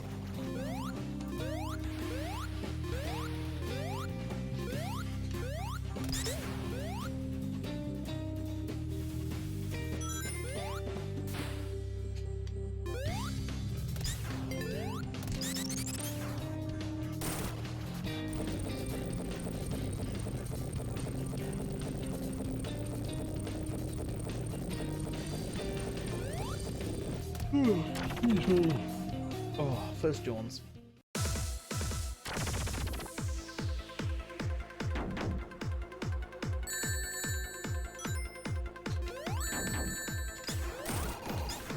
There's something called, I don't know what it's called in English. It's like called fog chamber in Swedish. And what it is it is a container with an alcohol that is like kept in between the state of liquid and gas. Oh, I think so I it's know like this. it's basically a bunch of like alcohol particles in air, floating in air. And so if you put a light under that, what you will see is the background radiation from space. Yes. And you can see You're like shooting through it. It leaves like trails. Yeah, exactly. So like you can very easily identify even like, oh, that was a gamma ray, that was a alpha a particle, and that was an electron. And if you're doing it under like a bright sky, it's just crazy how much activity there's going on. So you can definitely like generate some kind of output like that as well. That would be pretty interesting. Imagine if you buy like a RNG component for your computer someday. Based on yeah, cloud chamber based radiation. That'd be really cool. Yeah, cloud chambers are awesome. Yeah, I always wanted to have one, which is not at all practical. But if I ever have a house where I have like just a full room, like a room empty for me to like put my shit in, I would definitely want to get something like that. Actually roll it out at parties and stuff. Yeah, I remember seeing one of those and someone had put like some radioactive like, you know, element in the middle of it and just seeing all the radiation shoot off of it. Like, it's no wonder like people get radiation poisoning and it damages their DNA and stuff. Like it's dangerous. I mean, it's really amazing how visual it is, because like when you think of radiation, you like almost any experience we have with it is through graphs and through like, you know, maybe you hear clicks from a measuring device, whatever they're called. But like to actually see streaks in fog, I think it's so cool.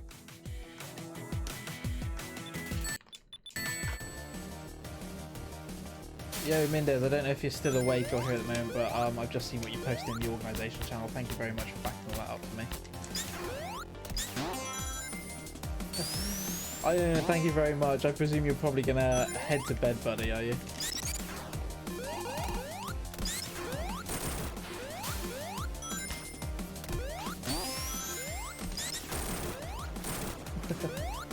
Yeah, I own as a blade. Yeah, no, that's cool, Mendez. I was actually going to ask someone to do that. I just, wasn't sure when the best time to do that would be, but I appreciate you backing that up. Oh, you're playing Streets of Rage 4? Nice. Are you doing like online story or using Parsec to do like co-op and stuff? Or is it like local? You've got like friends over? Man, I appreciate you being here and lurking, mate, while you're playing some Streets of Rage. Banging game. Also, Streets of Rage survival is really good. The survival mode. Oh, doing Parsec survival, nice. Yeah, I need to drag Jimmy Diamonds out of retirement because we need to get back on our Streets of Rage 2 co-op, seeing as the next people above us to beat includes one certain Popo who happens to be here in the chat. Oh yeah, I forgot I had a run in that. Yeah, literally. The shade. Jimmy Diamonds and I are right behind you on that board. I think we need to find about a minute on our Streets of Rage 2 co-op run. Yeah, shout out to Parsec. Yo, J-Dub, he's got his ticket, his entry. Nice one, dude.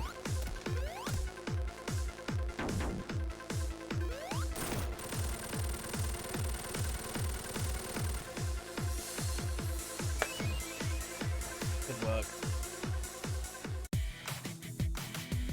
I'll be drawing it at the end of the Sando 601.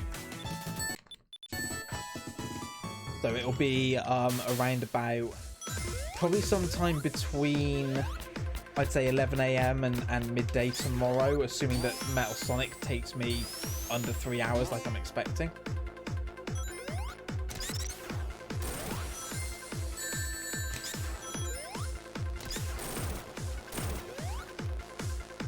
If I win, you'll have to tell me live. Oh, what, you mean after we come and raid you, yeah?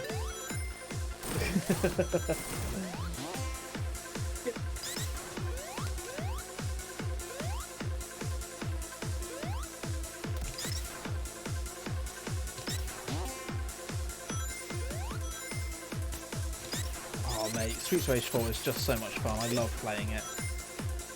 I need to get back to playing it again on stream. I was going to speedrun. I did do some speedruns of it actually. I got time on board, but it's fucking difficult to say the least. I'm interested in learning the new Shiva speedrun. Oh, Shiva is so overpowered. So overpowered. You bring all your wonderful people to see the rest of the game. What do you mean rest of the game? This is the game. What more could you want than Sando Act 1? Screw the rest of the game. You guys play more than Sando 1? Yeah. What's this DLC I hear about rest of the game? Why settle for anything but the best? Exactly. Why would you want to play anything more than Sando 1? I mean, this has everything. I mean, mate, we're playing a game released in 1994. Like, we know what we like. This was the pinnacle of gaming. Gaming only went downhill from here. Yeah, exactly. See, I'm a Floyd runner myself, Iona. I like Floyd. Very hard run to do, but very satisfying. Yeah, Parsec I find is just an incredible tool. Like the fact that you can have, obviously there's always going to be latency, but like near real time, like input for additional devices like controllers, so you can literally do like 2-player co-op when one of you is like hundreds of miles away. It's nuts. It just kind of works. Like Jimmy Diamonds and I spent so long trying to get like network play, like net play working in RetroArch and just could not get the damn thing to work. Downloaded and installed Parsec and within 5 minutes we're already running. Incredible. Yeah, I've used Parsec before to play Mario Party. Yeah, no worries, J-Dub. I really appreciate you staying up and thanks for sticking around long enough to grab your ticket and good luck for the draw tomorrow. And more than anything, good luck with your charity stream tomorrow. We'll obviously see you in around about 11 or so hours, give or take.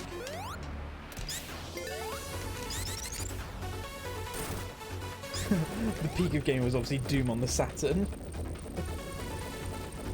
No, the peak of gaming was Doom on a pregnancy test. Yeah, I saw that one. Doom on calculator. Doom on calculator. I like it Doom on the Apple MacBook Touch Bar. Oh yeah, I've seen this one too. It runs at like 720 by 32. Something insane. Yeah, good night, J-Dub. Take it easy, friend. Is the aspect ratio correct though? Yes. Amazingly.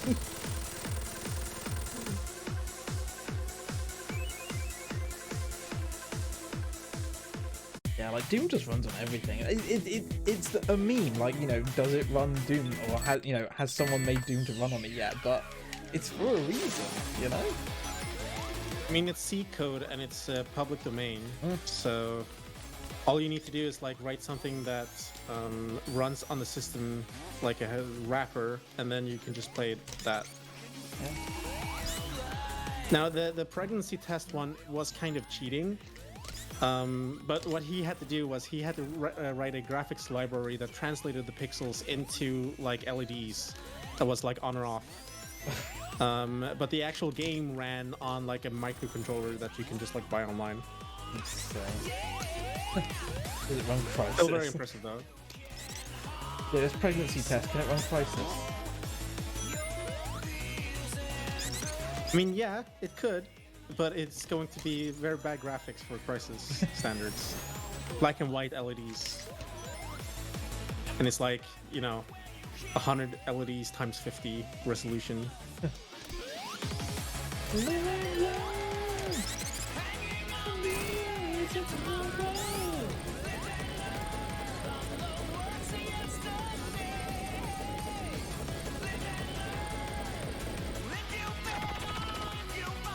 Yeah, Doom is kind of like the litmus test for hacking.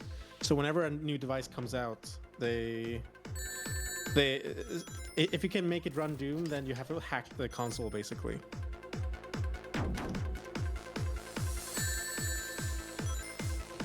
Done with half. Oh, nice. I'm just coming up to the end of run 49, so 349 for me. I just completed 46. Going well, chaps. Yeah, good luck, Iona, with the weekly survival. Enjoy it.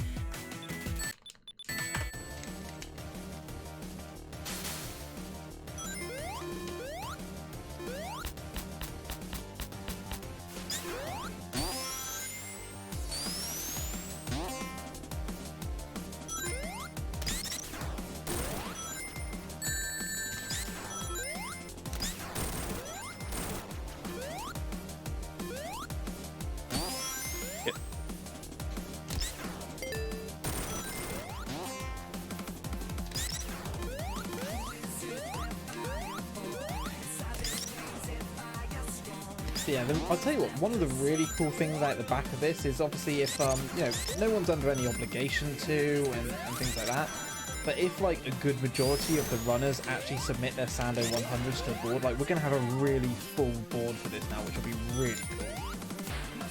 I've already got a few times on it. It was only ever meant to be a meme run and it's a long one, but there's potential for like 15 new runs to be submitted for Sando 100 over this day, which is so cool. Imagine verifying 15 runs though. Believe it or not, it won't take as long as people think. It only takes around about 20 minutes to verify a Sando 100. Sometimes not even that. It's really easy to verify. Because there's like no glitches in the level, there's no real way of glitching the level. And even if there was, like we don't differentiate between glitched and glitchless in Sando, like the Sando ones. So what that means is, in order to verify the run, what we do is, does the timer start at the right time? So have you started your timer correctly? Did you stop your timer correctly at the end after time bonus? We then check that you've done 100 runs. So we're looking for basically 100 times for that signpost to fall, and check that you've actually restarted the act after time bonus each time. As long as you do that and the actual run's valid, we don't need to look at the gameplay in between. you know, we will double check that your final time matches up with the video time that we're expecting to make sure that you haven't, like, you know, sneakily paused your timer during the run for 20 seconds to save some, you know, save a few precious bits here and there. But yeah, it generally means that we just skip all the gameplay in the middle. We just look for the end. Do we see the signpost? Yes. Did you wait until time bonus to restart? Yes. Great, that counts as a valid run. Next one. And yeah, it just doesn't take long to do at all. So what you're saying is that if I have a button that says pause timer on my controller, Yep. and I just like execute that like 2-3 seconds at a time in the middle of the run sometimes, Yep. then you will never find it. No, we will, because the one thing I will do is if your final time says like 3 hours 40, right? I will download that video and I will independently time it from the video from the beginning of the run to the end. And if it doesn't match, I know something's up. But I will always retime every run anyway based on the video time to the frame.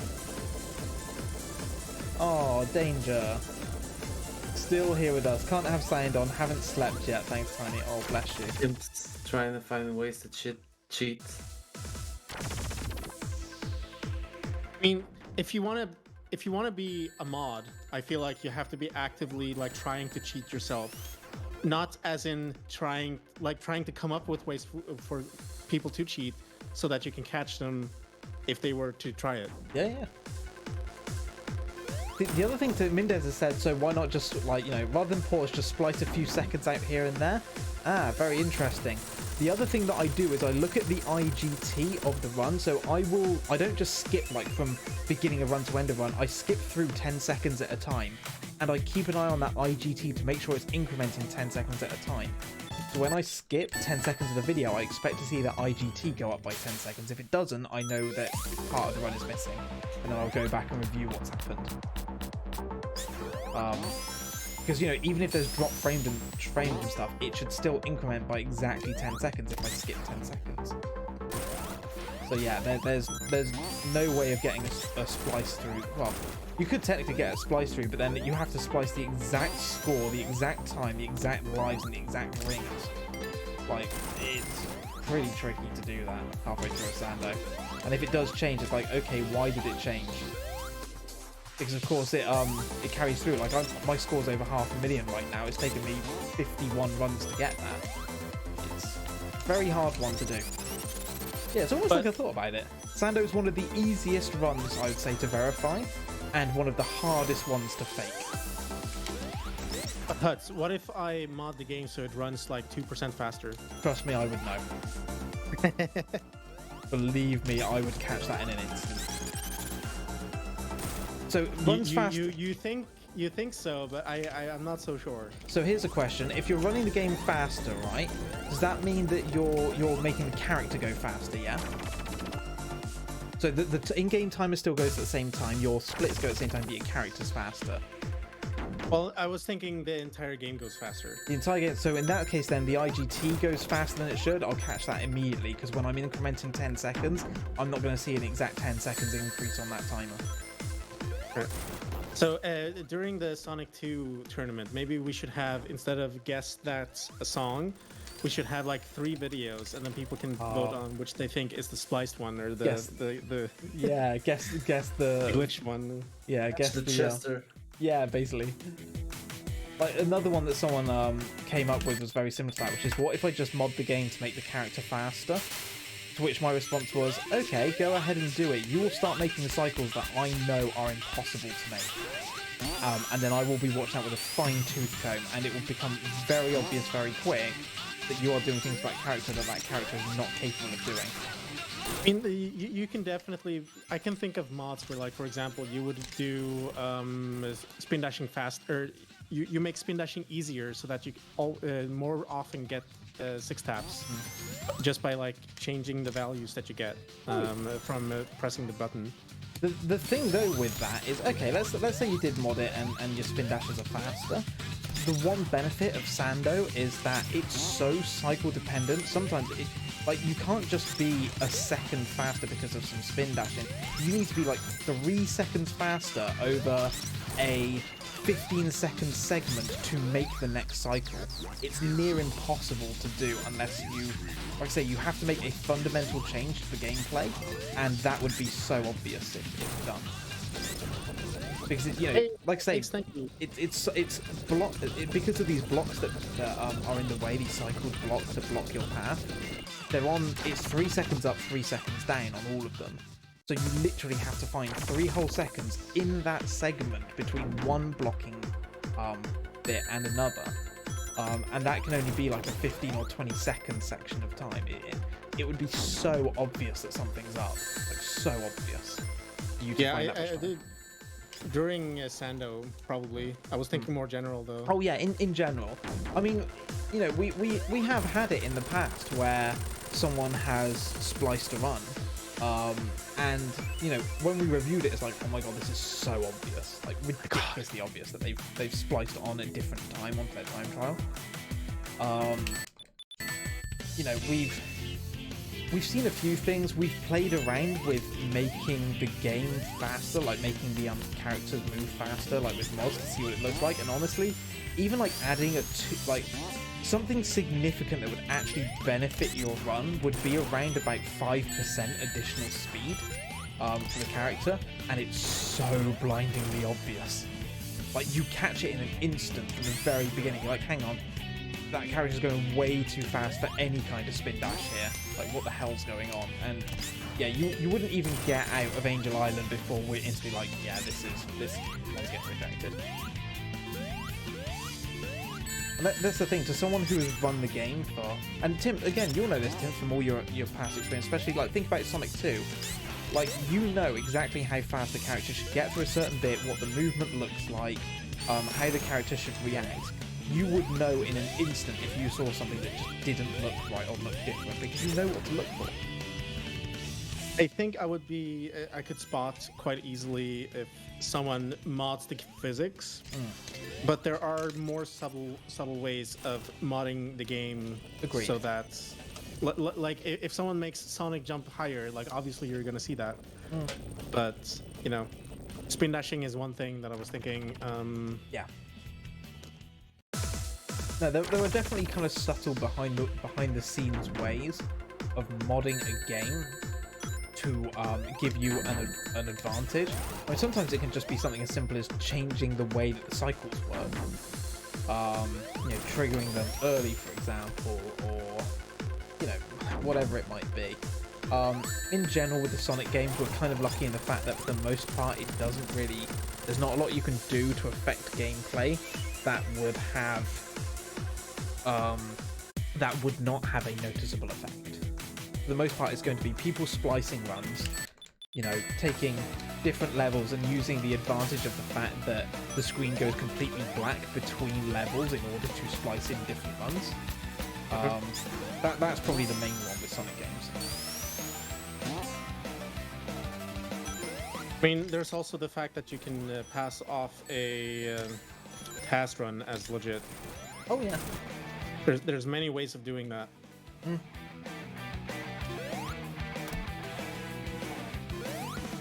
yeah, people have tried it. I mean, this was going to be like a April 1st joke, but then I accidentally ruined my Genesis trying to do it. Oh no. Because I was like playing around with electronics and soldering, and I killed like one of the button inputs on the Sega Genesis. But I wanted to do a task bot, and I actually have a task that is completely ridiculous. It's like it's been on my channel for a long time. It's called like Sonic 2 Theory Tasks or Human Theory Tasks.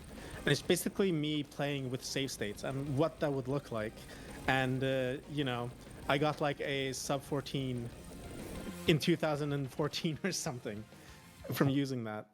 And so I wanted to put this on console, and I wouldn't submit it, but I would, pass it off as a joke. But then I ruined my Genesis to do it, so I couldn't have it anymore. But it's actually like, I was looking into how to make this, and it's surprisingly easy. Like, you don't need a lot of, like, you do need to have some skill, obviously, but it's not like rocket science.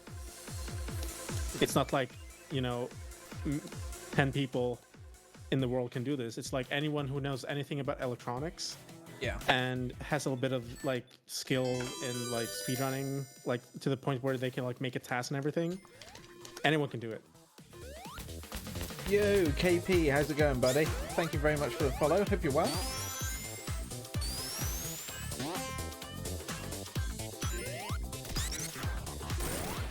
Welcome to some Sonic speedrun madness. Thank you very much for the good luck. Yeah, we are rapidly approaching the start of hour 14. I should say 14 hours complete, the start of hour 15 actually. As we continue on with the Sando 601, run 356 currently of 601. And you're currently joining us, we have Timps and Popo that are joining me for the Knuckles block at the moment. And Popo, I think, still in the lead. Popo, what run are you on at the moment? I'm on the boss fight of run 57. Ah, nice. And Timps? I'm on 52. 52. But also boss fights. Yes, and I'm on 56 at the moment, so very, very closely matched this one. I'm going really well.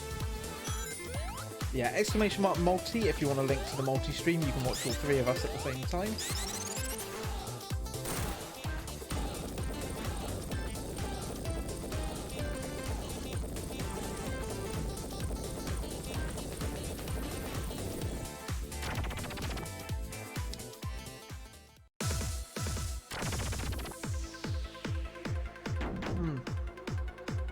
A little bit.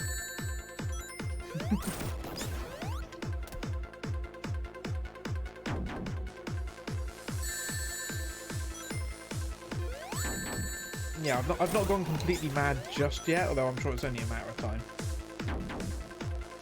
See, he says that, but he knows that he has like almost half of the entire thing left to do. Just like an hour over the middle point.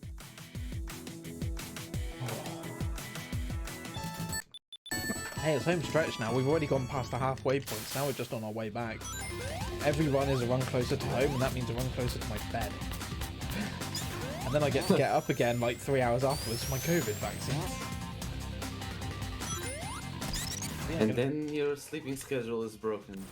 Yeah, pretty much. So my general plan is once we're done with this, go to bed, try and get maybe 2-3 hours sleep. Get up, go have my COVID vaccine, then stay awake again until around about 10 or 11 p.m. To do that, I'm actually going to be on Royal Flush's Twitch channel doing a interactive quiz show tomorrow night with him.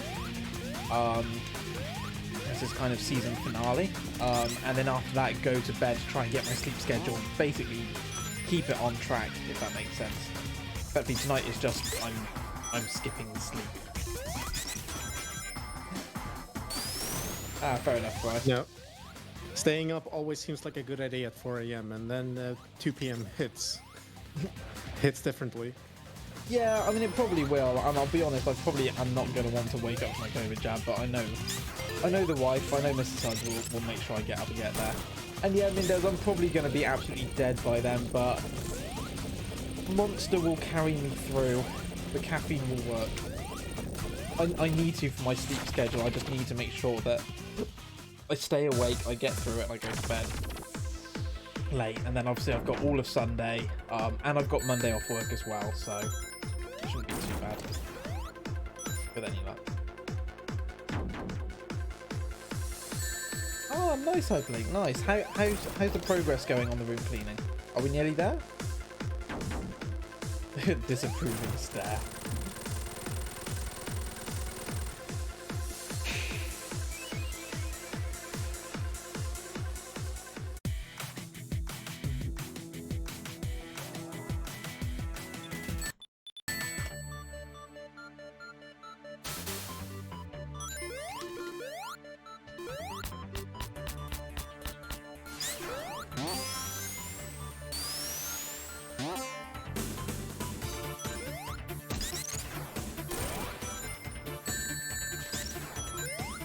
Wait.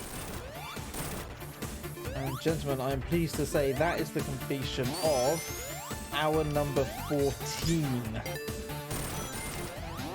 We're now 14 hours and 6 minutes into the run. Woo. Getting there, getting there. 10 hours to go.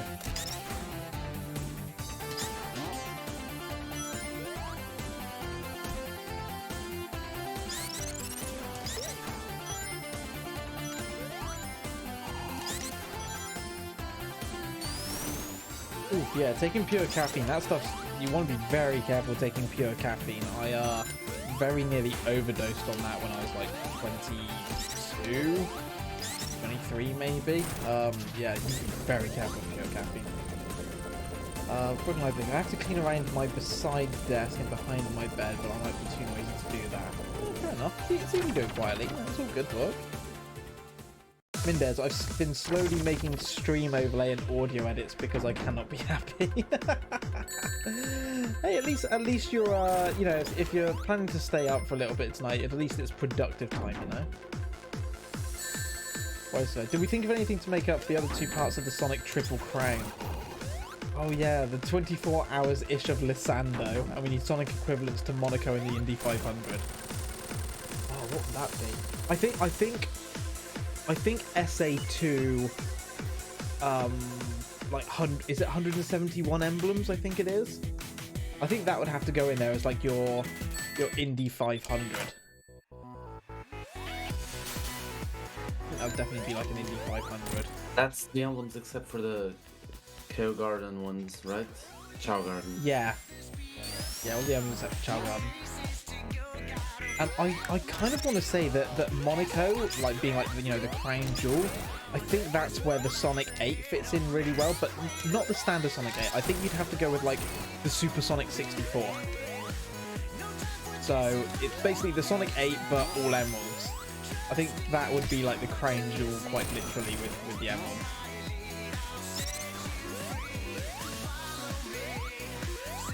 At least you made it to bed on time. Well, exactly, Adrian. At least you made it to bed on time. It's always a plus.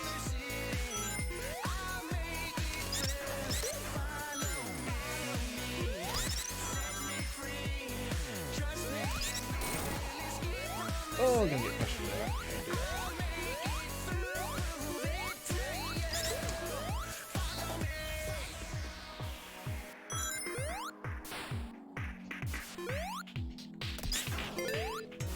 They are very ingrained puns. Oh dear. Yeah, well that means learning games. Learning games is hard.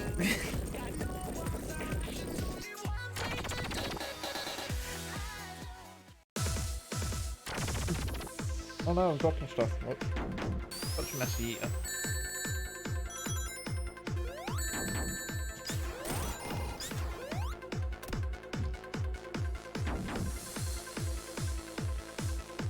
Whoops.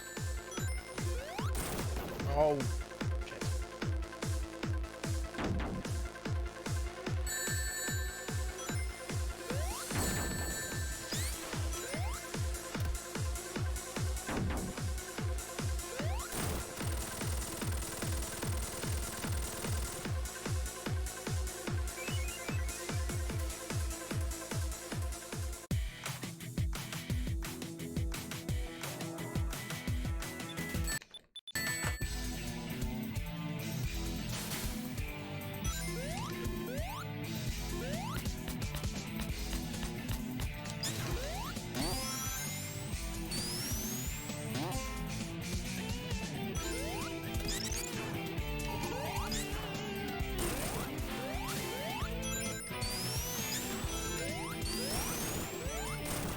Every time I started a run now, I'm like excited to do it well, and then literally anything happens, and then I get so tilted everything is ruined.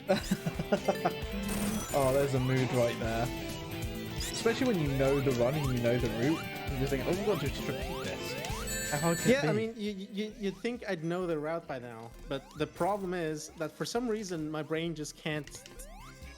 Like, I'm mixing up where I'm at in the level, and so I jump down when I shouldn't, and doing weird mistakes like that.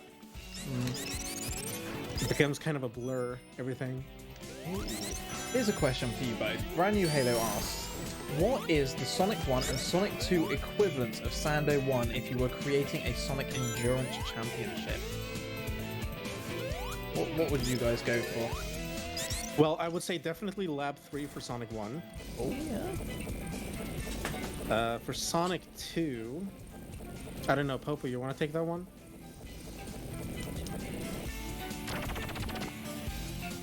Oh, Popo's muted at the moment. Oh, I see.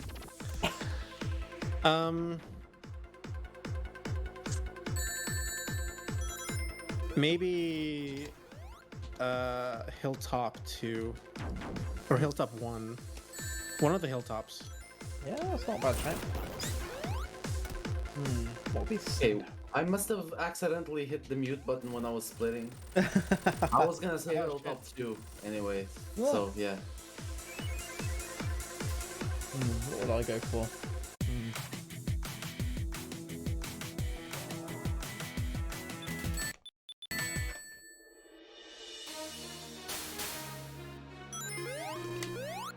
I think Sonic 1. I'd probably go Scrap Brain 2. Maybe. I think it's got a lot of kind of that mix of fast-paced, little bit of platforming, kind of requires you to make good use of all of Sonic's ability. Or yeah. Yeah, I think that would be a good one, Sonic 1. I think for Sonic 2, it's a bit trickier. What would be a good Sando thing for Sonic 2? I think you're right And the on thing like is that- Hilltop 1. Yeah, like the thing is, Oil Ocean would be a really good choice if it wasn't for the fact that you can easily glitch through both of them. Yeah. It is a very abstract question, right? Oh, you can also glitch in Hilltop 2 though.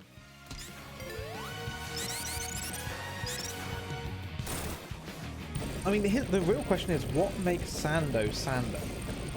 What is the biggest focus on it? Like, is it the fact that it mixes platforming with speed? Is it the fact that you have a very cycle-heavy level that's very cycle-dependent? Or, you know, is it the I would say it's auto-scroll definitely the boss? cycles, if anything. It's like, it's not one level, it's like 5 small levels in one. TSD just says, what was the level of Sonic 1 that Art has the most trouble completing? Yeah, that's a good question. Probably one of the Spring Yards. Spring Yard's such a pain in the ass for me. Really? Oh, Worse God. than not Lab 3, yeah, Labyrinth 3. Oh, Lab 3 Worse is than that? no issue at all. Lab 3 is piece of cake.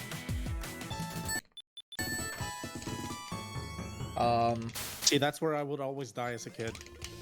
Oh, as a kid, yeah. That's a speedrunner. No, I find Spring Yard much harder. Spring Yard 2 and 3 are a pain in the ass. Every stage that has bumpers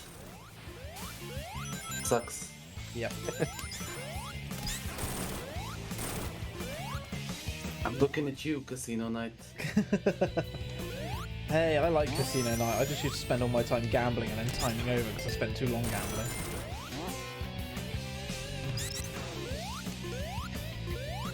But that would give you Gamble a net percent. positive amount of lives. So it's not actually a detriment. No, It just means you can gamble more, right? that's true. See, this side they sucker the kids in.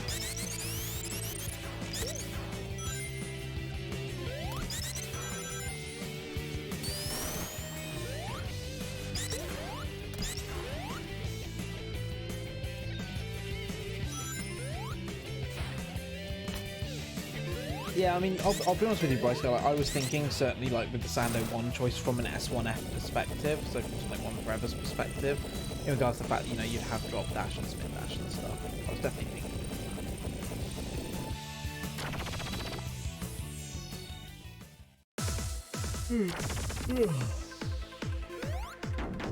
Hey, no worries, Hyperlink. Feel free to take a break.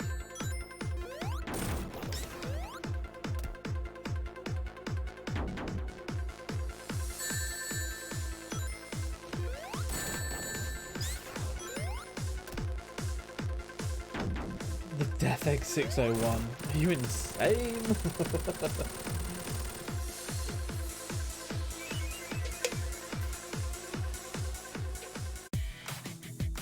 What about the Sky Chase 601? Oh my god. God, Chase 601. Could you imagine? Oh, that said, The point every time would be trying to get 205s. I don't know whether any of you watched Dave Stereo at all, Final Fantasy Speedrunner, and used to speedrun Celeste as well, I think.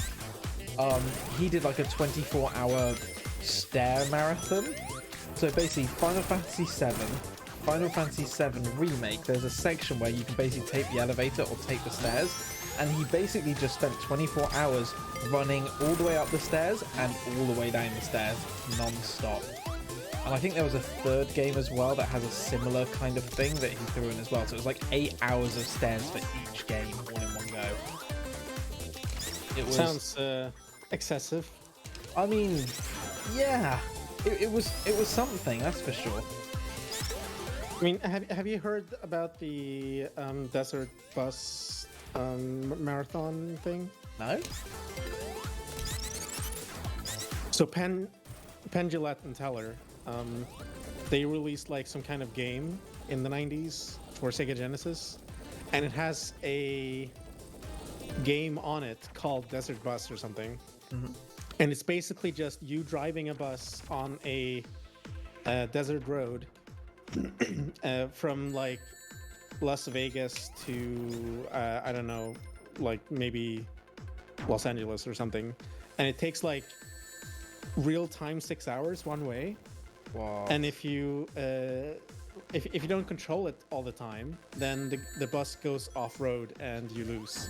Oh So my there's God. like this marathon where a bunch of people do a what do you call it?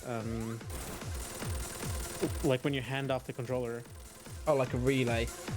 Yeah, exactly. So they have like a bunch of people doing a relay and playing this game for a full week. Just Desert Bus going back and forth. God. And it used to actually be like a big thing. I don't know if they still do it, but this was like 5 or 10 years ago where they would do this. TST It's 8 say- hours, not 6. Yeah, 8 hours, not 6. Desert Bus for Hope, Las Vegas to Los Angeles. Cool. I think I'd rather do the Sando 601.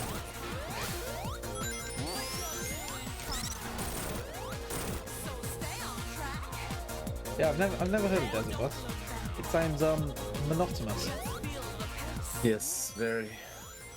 I wouldn't recommend it. It's basically included as a joke game that people will play anything if it's a video game. Sounds about right. No.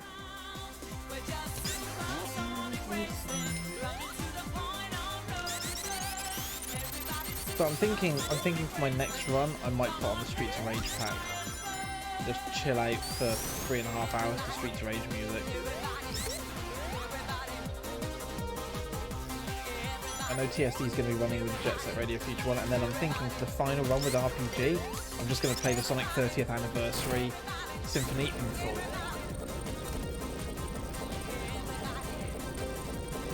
Yo, right, well thank you for your entry into the Sando 600 giveaway. Congrats on earning your ticket. Oh my god, Danger. 2.25 hours to get Tiny down. Ooh. Yeah, I remember those long nights when my daughter was that young. It was a long time ago now, like almost 9 years ago. But yeah, I don't envy you in the slightest. If you're able to, get yourself some sleep while you can.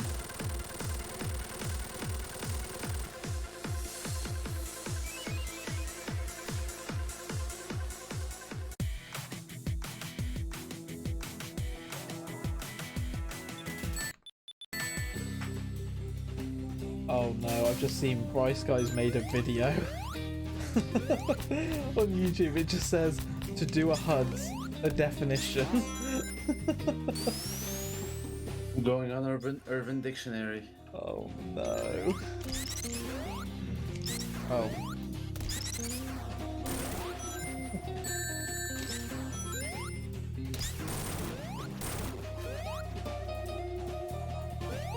Yeah, no worries, Danger. Feel free to wind down. And definitely get yourself some sleep.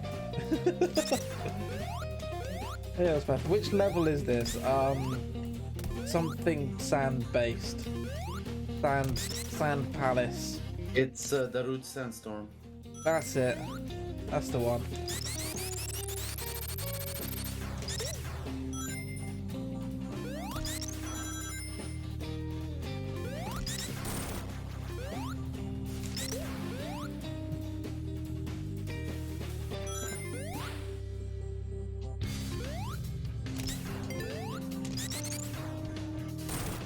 Dust Hill Zone, that's it, Dust Hill. I knew it.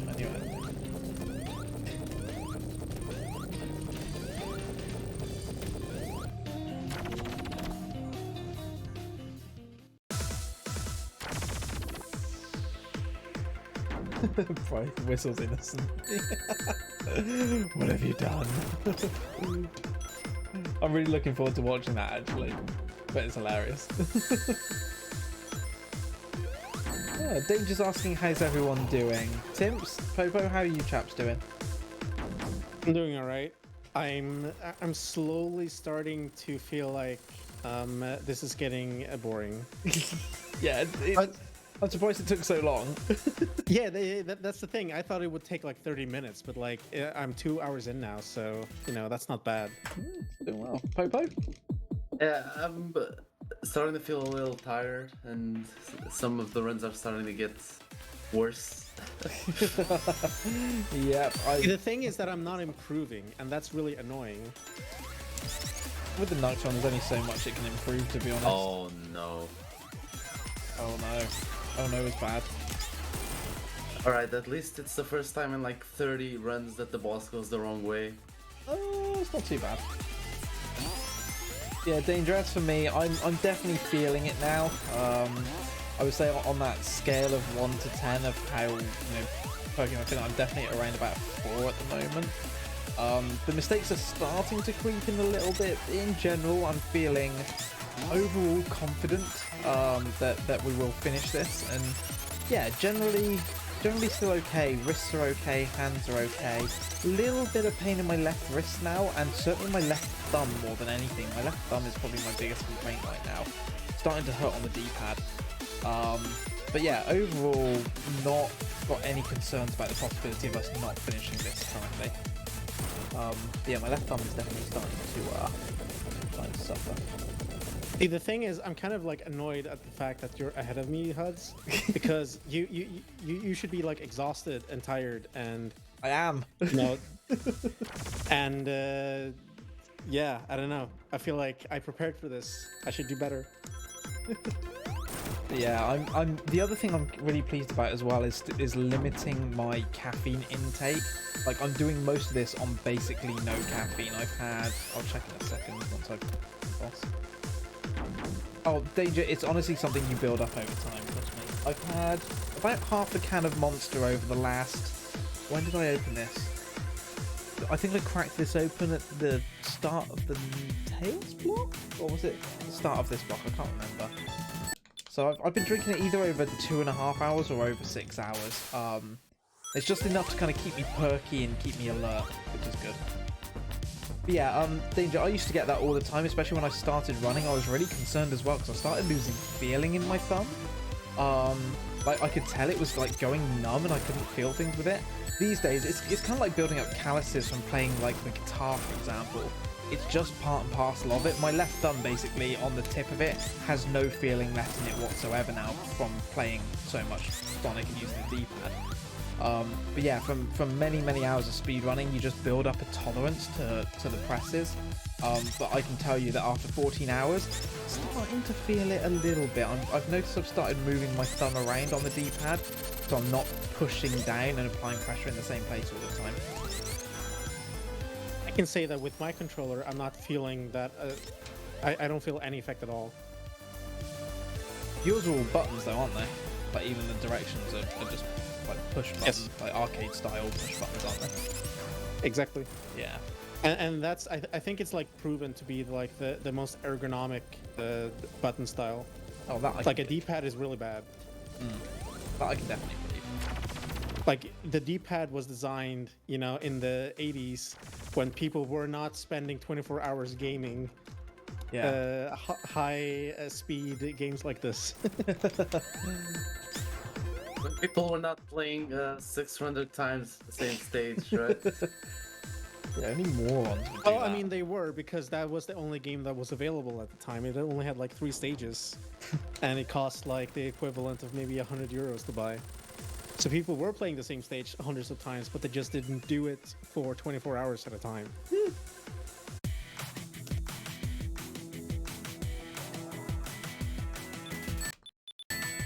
I wonder who was the first genius still in the the 90s to think about speedrunning.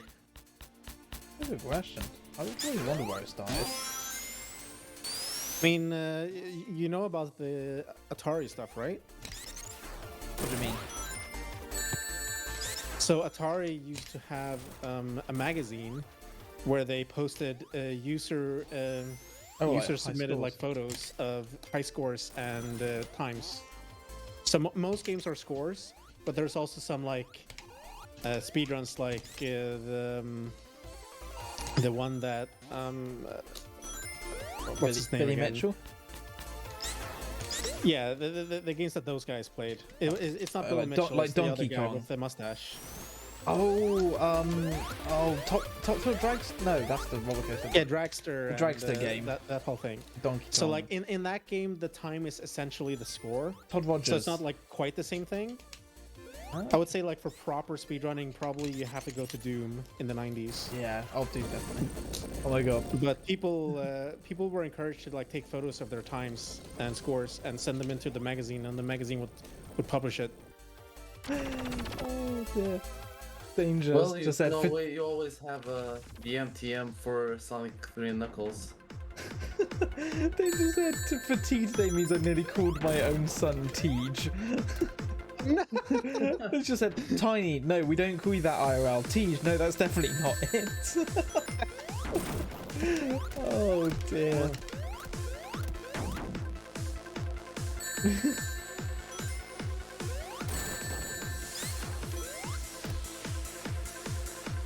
Oh yeah, imagine if Tiny just turned to start speaking in Tej's voice. Right, homie? Right, homie. Dear. Ah, fucking hell, mate, get it right. I can't do Tej's accent, but you'll know.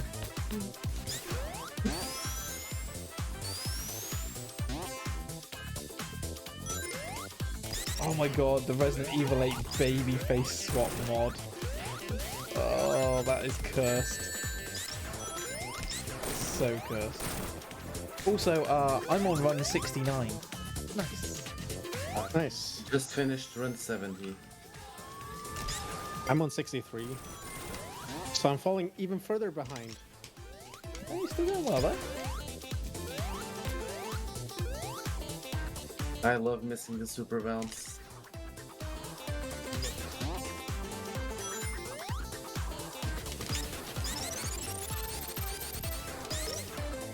It's not helping that I think the most common song that I get on this playthrough is the Wii Shop menu. No worries, Danger. I hope you managed to sleep well as well. Like I said, when you do wake up, feel free to come in and say hi, but no obligations, of course. And yeah, get as much rest as you can. Take advantage of Tiny being asleep. Take care of yourself and look after your family. Sweet dreams about Tiny with Teach's face. Oh god. Oh my word. I'm just imagining a baby with like the facial hair that Tish has. the black mustache and No. everything. And shaved head, of course. A shaved head. Just bald baby with mustache and beard. Oh dear. Bless him.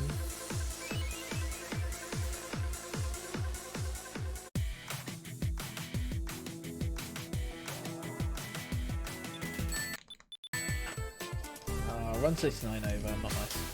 Yeah, no worries, Demon Slayer. Take care of yourself. Good night and sleep well. Oh, I'm going Sonic through. Oh, fuck it, we'll go Sonic through. Alright, I need to go pee break. Yep, no worries.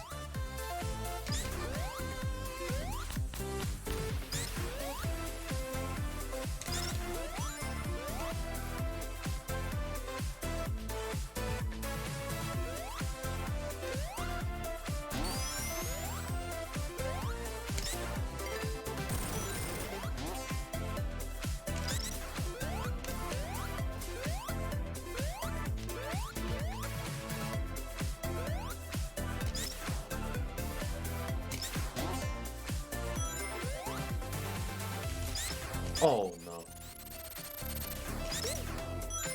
Everything alright? Yeah, I died. Oh, bad death or not so bad?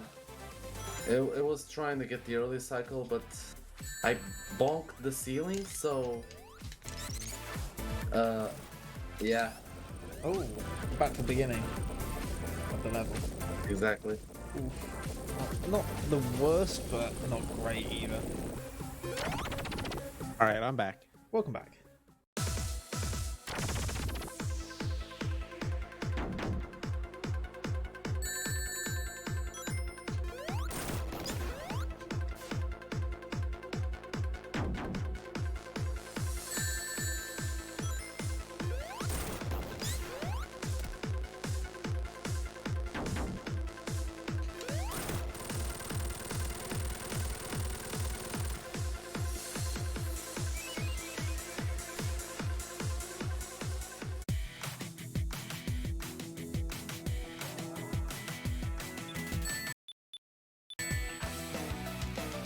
Right, 30 to go. 170 complete. On for a good time here. Should be about mid. I think we're on for maybe about 320, maybe 330. I think it's probably going to be closer to 330 honestly. Didn't Old Cloud get 320? I can't remember exactly what Old Cloud got now, actually. It's definitely not Old Cloud pace, so it's probably closer to 330. Maybe a little bit more than that, actually. Thinking about it. 40 maybe. I don't know. Well, I bet 20k on you getting over 43 because I thought that you were going to be exhausted. So bad luck and all such things to you. Make me rich.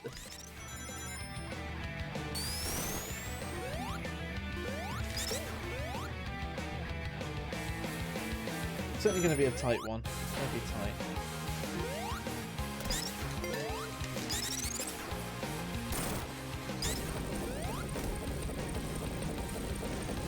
I'm starting to feel like this boss is worse than Red Eye. But it might just be like recency bias.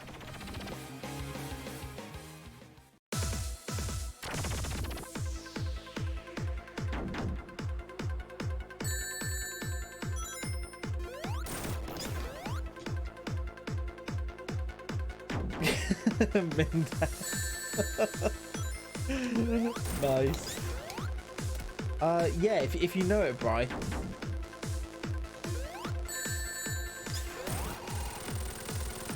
I think it was like I know he posted it on Twitter. I know it's on Twitter. I'll probably find it. 3:17:21. Yep. Damn. Yeah, that's insane run. Absolutely insane.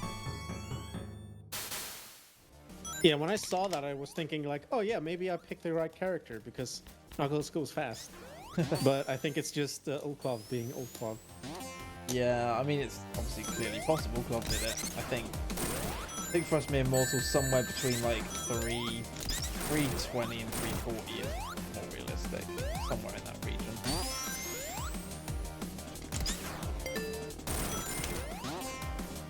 Yeah, that was Nux Mendez. That was Club doing Nux earlier.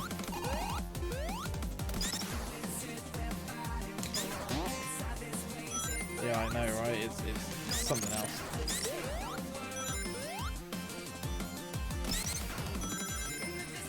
And his consistency is just insane.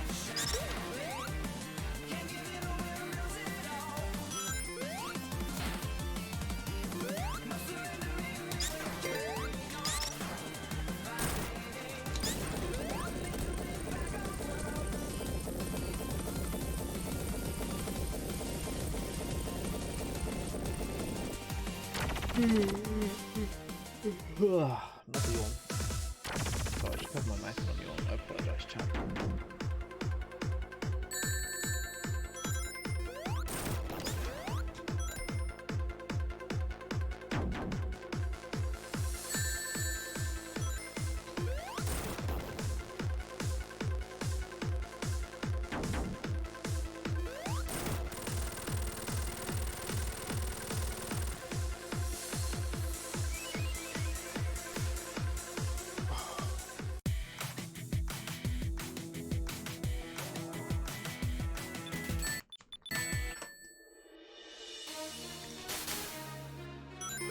Before you catch it in sympathy, yeah.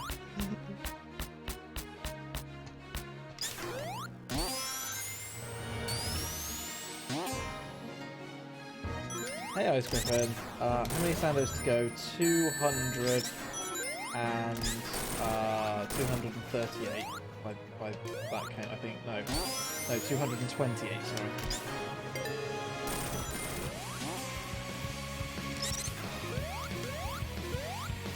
Yeah, this is run 373.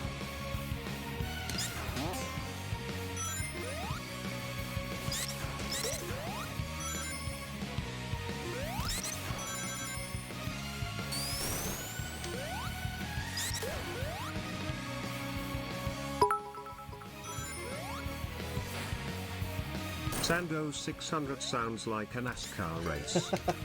Thank you very much for the 100 bits, Ice Griffin. Yeah, it does sound a little bit like it, doesn't it? I never really thought about it that way, but yeah. Oh. Yeah, it's currently 2:32 AM here in the UK. Definitely well into the early hours of the night shift. I got the wonderful Popo and Tims here to keep me company running this nuts block at the moment. And doing relatively well, I think, all of us. I would say so as well, even though I'm last. Yeah, but not by much. What run you on now? Just started 67. 67. So yeah, you're only like 5 behind. That's really good. Like really good.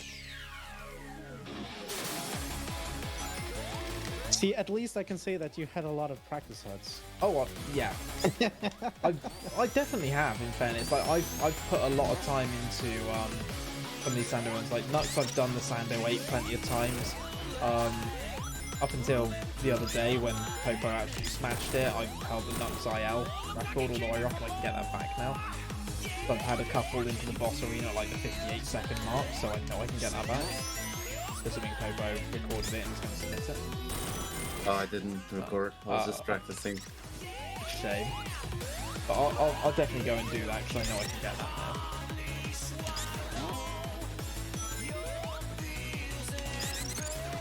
Elfpath, if you want to, I can send you a link to my OneDrive where I've got like all these music mods held. You're welcome to download any of them and look at how the JSONs work and stuff.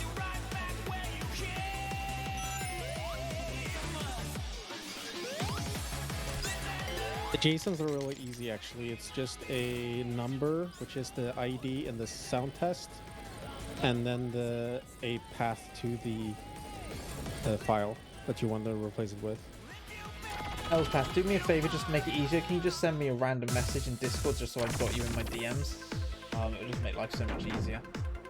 Oh, the randomization code itself. Yeah, that's on...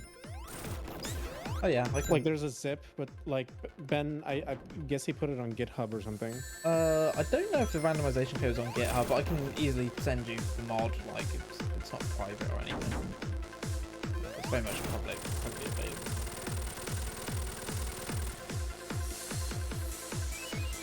Yeah, Elspeth, if you send me a quick message, HUD601 #0601, and I'll paste it to you in chat.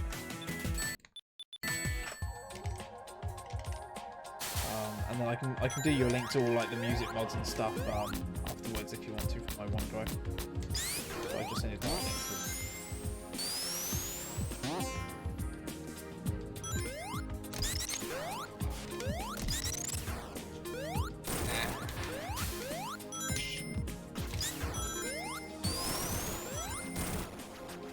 No, what's funny about this is that every time you do a run, you keep like learning new stuff.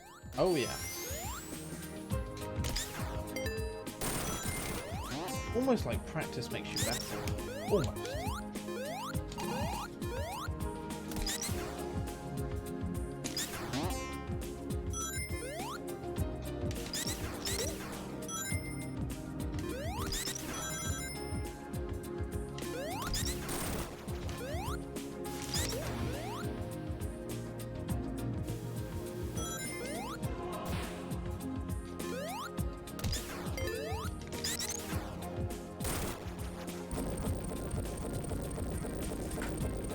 there's a link to download. That's the edit of the random stage music mod. So what that one does, it's a slight change to it to include some extra tracks, like the bonus stage music and the game over music, because it just allowed RPG for his Sando Rando packs to just cram in a few more music tracks for us.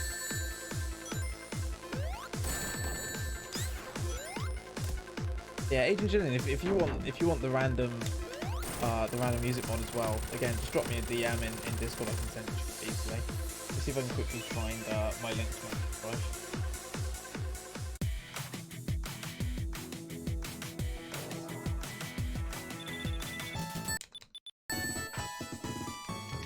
I'll send this over to you in a second. That was path. Run 69. Nice. Nice. Milestone get. Nice. Oh yeah, no, I know, Brian, I know.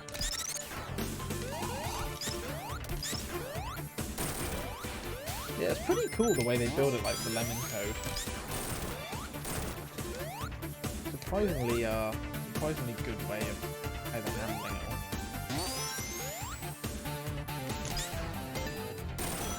Yeah, you developers, you absolutely amaze me. I have no idea when it comes to development. Don't get me wrong, I'm an IT person, but I just do not do development and coding. I don't understand that stuff at all. I work on front end. I do front end and user experience stuff, consultancy and things like that.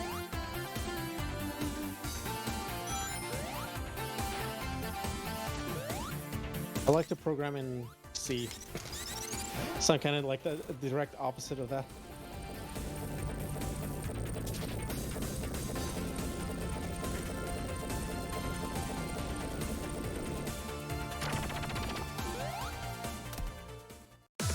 What is lemon? I saw it was called .lemon, and I looked at it, and it looked like some kind of generic, whatever script. Oh yeah, it's a. But I never heard about it before. Yeah, it's a proper script. Yeah, what Sonic 3 has kind of built on is the lemon script. There's a whole like developer pack and like how to read it. Yeah, it's a homebrew script for Sonic. So it is custom for Sonic 3. It's interesting. I'm pretty certain it is. I'm not aware of it being used anywhere else. Agent Jillian, let me know if you want the link to like all of the different mods from my OneDrive. Obviously, it's not everything, but it's like all the ones that I have. Or if you just want the random music mod scripts, let me know which one you want.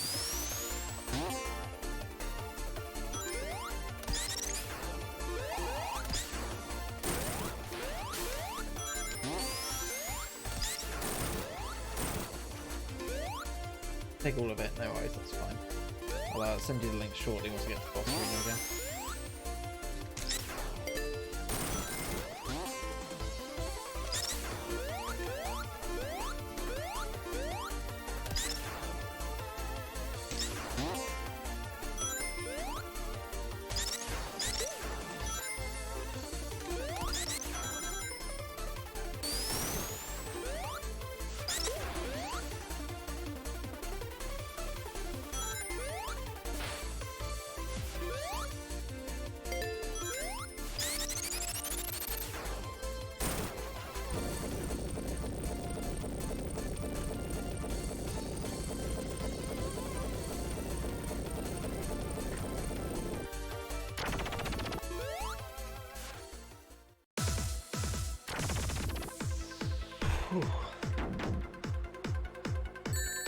Over 3/4 of the way there now on this one.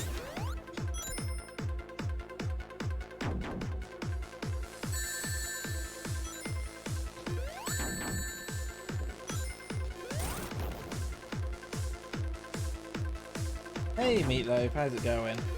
So literally just this level. Yep, you got it. This level 601 times.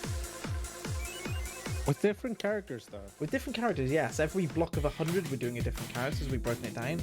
We've already done Sonic, we've done Amy, we've done Tails. We're now on Knuckles, and after this will be Mighty, and then Metal Sonic to finish us off. So actually, will there be like a after the 600 runs, Yep. what will be the final one? Ah, Like, what character will that be? that one's a special surprise. It is one that I have shown up on my stream before, but I think I know what it is. yeah, it's a still in development character that for the majority of people they won't have seen. So I'm keeping it a secret until Yeah, the that's final fair. It's a good choice, though. one. I thought, you know, what better way to finish it off, you know, than with that particular character.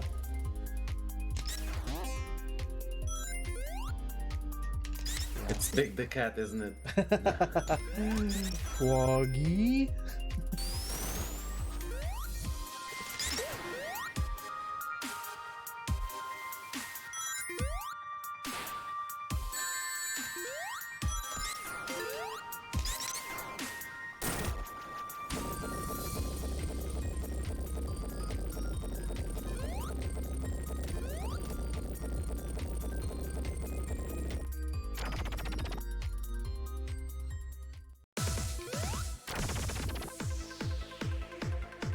Hey, Pan! Hate that.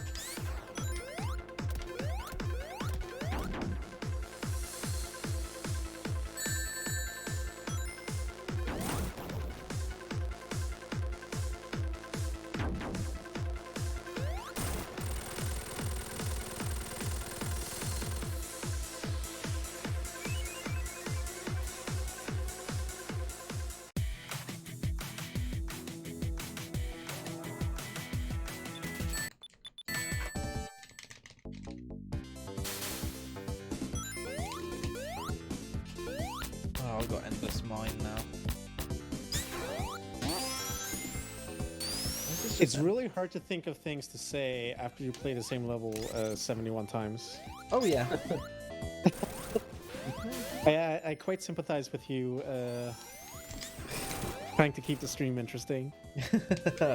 Yeah. It can be trickier than you think. Yeah, especially like, you know, on top of running it so many times, the monotony of the same level, of everything that is like 14 hours and 43 minutes into it.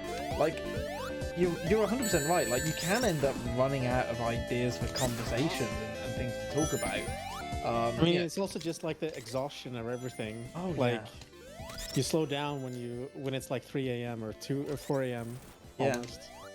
Yeah, and your brain just kind of stops being able to function in that way to, you know, critically think about things, and you know, you're devoting so much of your brain power to doing the run and keeping things going that it can, for you know, a large part. Like I am in pretty much autopilot right now on the run, but yeah, I mean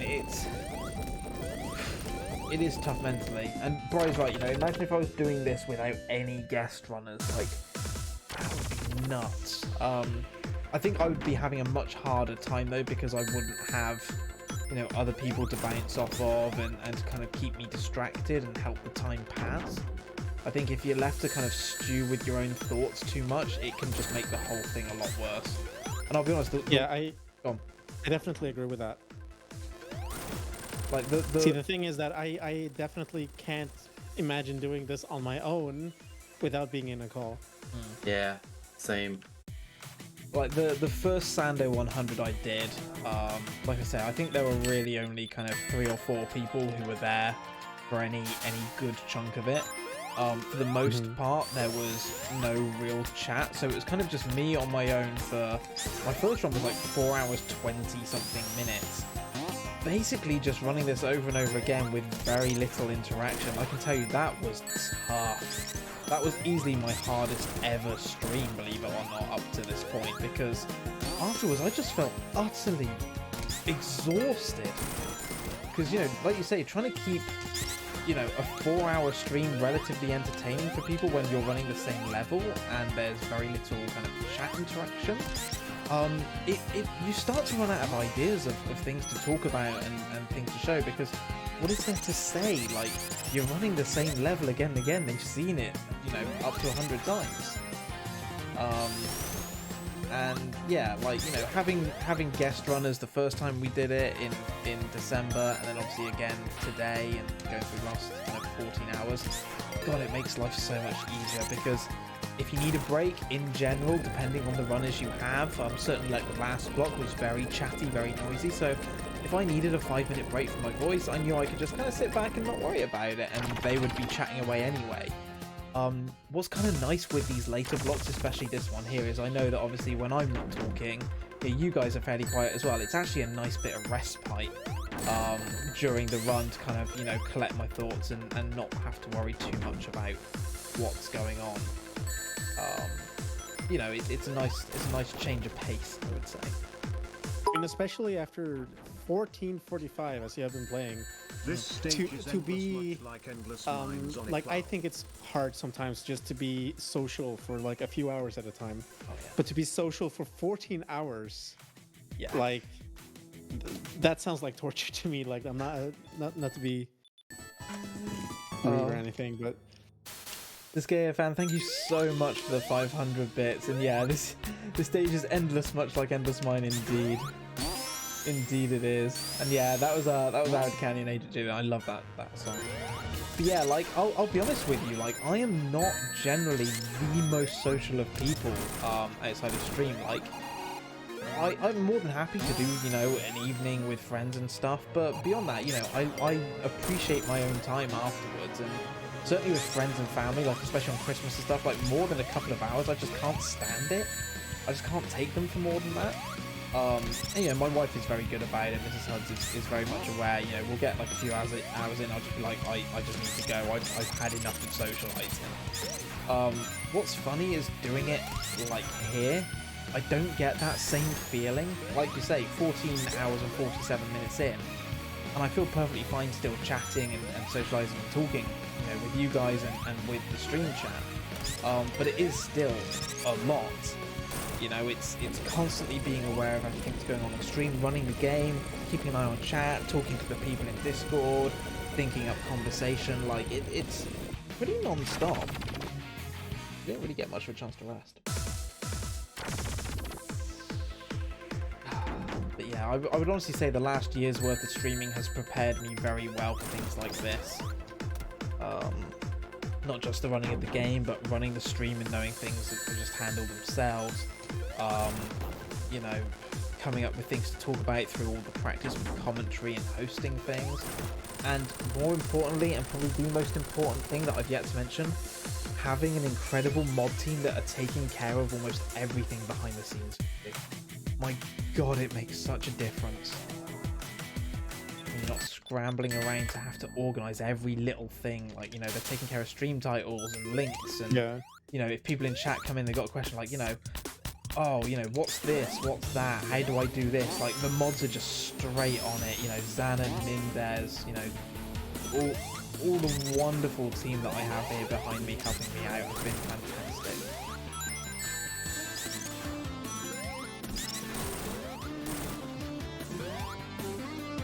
I'm very grateful to have a really good mod team, who are more than happy to, give their time to look after me and take care of the stream and chat. And, this would not be going anywhere near as smooth if it weren't for them.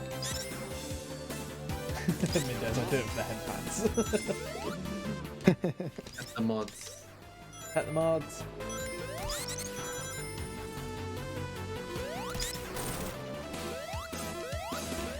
Yeah, it's... I myself as a streamer, Dillian, I'm still learning a lot and figuring out a lot on how to do things. It's an evolutionary process that you're forever learning. Even when you've been doing it 3 years, 4 years, 5 years, you talk to Tims, or you talk to Argig, or you talk to, Amber later on, those kind of people, they've been doing this for years, and there's always something to learn about streaming and how to engage with an audience and how to make a stream entertaining, and, it's, yeah. I might be a bad example in that list because I never really cared about anyone but myself when I stream. I mean, in some ways, though, is that a bad thing? Like, you decided you want to stream for you, and there's nothing wrong with that. I mean, I stream because I want to share. I don't stream because I like streaming in general. Like, I'm kind of I'm not asocial in any way, I think, but I'm kind of like a introvert, I would say. And so I don't feel so much anxiety streaming, but I don't like being on camera, and I can like be self-conscious about my voice or like whatever. And when I stream, it's because I want to. It's not because anyone else wants to watch. And like even if I have 0 viewers, I would treat it as if, you know, I'm presenting something. Yeah. And that's what I like. That's what I like doing. And it's also why I don't stream very often, because like when I do stream, it's because I really want to. And if I don't feel like streaming, I don't treat it as a task that I need to do to like keep a following or something. I never cared about any of that. There's nothing wrong with that. Like, you know, you have your set of principles for what your stream is, what you want it to be, and the reasons why you do it. And, you know, those are just as valid as anyone else's for anyone else's reason for streaming and having a channel and stuff. I mean, can you imagine how boring the place like Twitch would be if everyone streamed for the same reason and for the same audience? And, like, oof. Variety is much better. I mean, I don't really care about people. Sorry? Everyone Fortnite streaming. Yeah, see, like, there's so many people who have, like, they have follower alerts, they have donation alerts, they have bits, incentives, all these things. I just don't have anything on it because I don't enjoy it. And I'm not like against anyone having that on their stream if they want to. It's just not your. I just don't want to have it on mine. Yeah, it's not your thing. Right. Hey, that's perfectly valid. That's cool, you know. I mean, it's an interesting thing actually talking about the alerts, because Mendez has brought it up about talking about like the different Streamlabs alert feeds and stuff, which is such a useful tool. But talking of like, you know, stream alerts, it's something I've long thought about, like, should I keep them on or should I turn them off? Because I know that there's a lot of people out there who will stumble across the stream. You know, they are what we would term in Twitch as kind of your typical lurker. Like, they love to go and watch Twitch streams and, you know, see runners do well if they're into speedrunning. But they don't want or need that level of interaction with the streamer. They don't need the chat. They aren't interested in chat. They just want to watch, right, and be entertained, which is cool. But honestly, I've actually seen people stream, and then I have waited to follow them until they go offline because I don't want to like have my name pop up on the stream. That's exactly what I was going to say. Like, I know there are people out there who don't like the fact that some streamers have alerts because they don't want to draw attention to themselves. They don't want to follow when they're streaming because, you know, oh, my name's going to come up and then the streamer's going to mention my name and that makes me feel anxious or whatever it might be. Like, I just want to watch quietly. But it can always put them off wanting to do that. And, you know, the one thing I've always said is, you know, I like to have the alerts there because, for one, it means that I don't miss anything in terms of what's happening. And two, you know, I like to show the recognition and the appreciation for someone wanting to follow me or someone wanting, you know, to subscribe to me or whatever it might be. I like to show that appreciation, but I completely understand that some people don't want that attention brought to themselves. You know, they might want to do all that, but they don't want the attention. And for that, I've always said, you know, if you're happy to, you know, please wait until after the stream's done and drop me a follow if you'd like to once we've finished and we've raided someone. You know, feel free to subscribe off stream. Like, while it will appear in the alert box that's over there, like the list, the event list, I will never ever draw attention to that at the start of a stream, so it can just sit there quietly and you know, eventually go off screen. But, you know, it is an interesting balancing act between finding the right way to show the appreciation for your audience and for, you know, them showing you kindness in whatever way, and also, you know, the people that don't want that kind of recognition. They just want to quietly watch you and follow you and be done with it. So, you know. Yeah, for sure. I've long, basically, the long and short of it is I've long considered whether or not I should get rid of my on-screen alerts. I think for the moment, as a small streamer, trying to build a community, I personally like showing that recognition. I think from my perspective, it's polite, but I get that some people don't like that, and unfortunately, I don't really know what the right answer to that is, other than saying, look, drop me a follow offline if you're willing to do so. And yeah, Amber, welcome back. Hope you managed to get some more sleep. And yeah, even Amber here saying, I won't follow someone if they're online. Fair enough. Yeah, I mean, the thing is, I've actually unfollowed people after following them just because they made such a big deal out of my follow. That's cool. Which is, I mean, it's very rare, but it happens. Yeah. At the same time, I will say thank you to someone who follows me, or if they would donate something. Yeah. But only if they are actually active in chat. So like if they are not talking, and then I get a follow, I just let it go. I mean, one thing that I have considered is whether or not to turn off follower alerts. So leave the sub alerts and the bit alerts on, because obviously text to speech for the bits, and there's money involved in that. People are giving their money to you, and for me, regardless, I feel like there's a level of appreciation that needs to be shown for that.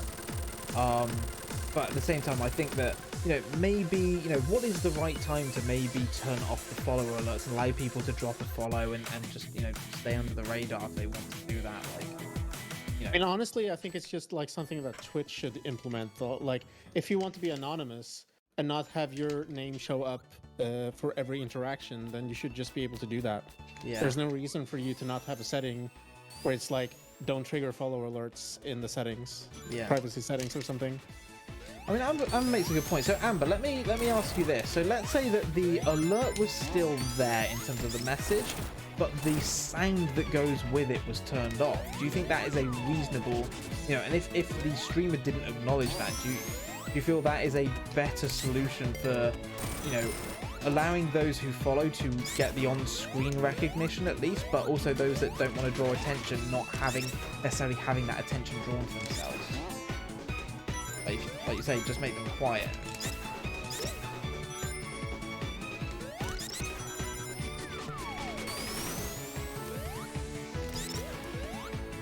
Well, it's something I've long thought about, whether or not I should change that approach, and I am considering doing it.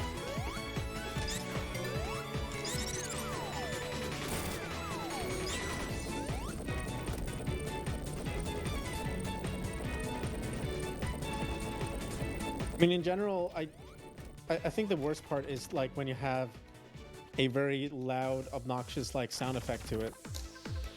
Yeah. Like if it like the way that you have the list on the bottom right, I think that's fine. Mm-hmm. But some people have very obnoxious like GIFs and sound effects that cover half the screen, and especially if they're popular, that kind of becomes like half the stream. Oh, like, yeah. Something being pushed. I think those on top of the game. I think for me, like the one thing that I personally, and this is only a personal opinion, like this isn't a particular attack on any stream right there or anything like that. This is just my opinion. I'm not personally a huge fan of alerts that cover gameplay. I understand like if they're small, it's fine, but I have seen some streamers that have like these ridiculously huge alerts that literally cover like 2/3 of the game screen while it's up on there.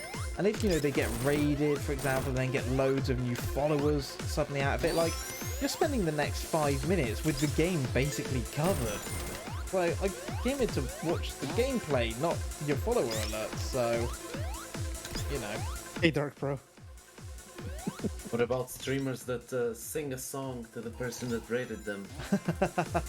See, I think for the musical, like, for the musicians of Twitch, like, I can understand that they would want to offer that as thanks and recognition. I think that's something that's very specific to that type of streamer, and I can understand why they do that. I mean, as if your artistry is to sing, then one of the one things you can offer to someone is to sing them a song. Yeah, so here's a question. So in terms of the follow alerts being silent and anonymous, by that we're saying turn off the noise, still show the alert. Do we still show their name in the alert, but by anonymous mean that we just don't shout them out? Because I'm tempted to do that. I'm very tempted to change it and do that. And you know, I'll put up a little message in my about page so people are aware that, you know, follower alerts, you know, it'll pop up, but you know, I won't mention it on stream unless asked. I'll remove the name entirely and turn the sound off. Okay. So effectively it just comes up and just says, you know, like, thank you for the follow kind of thing. It doesn't say who or what for.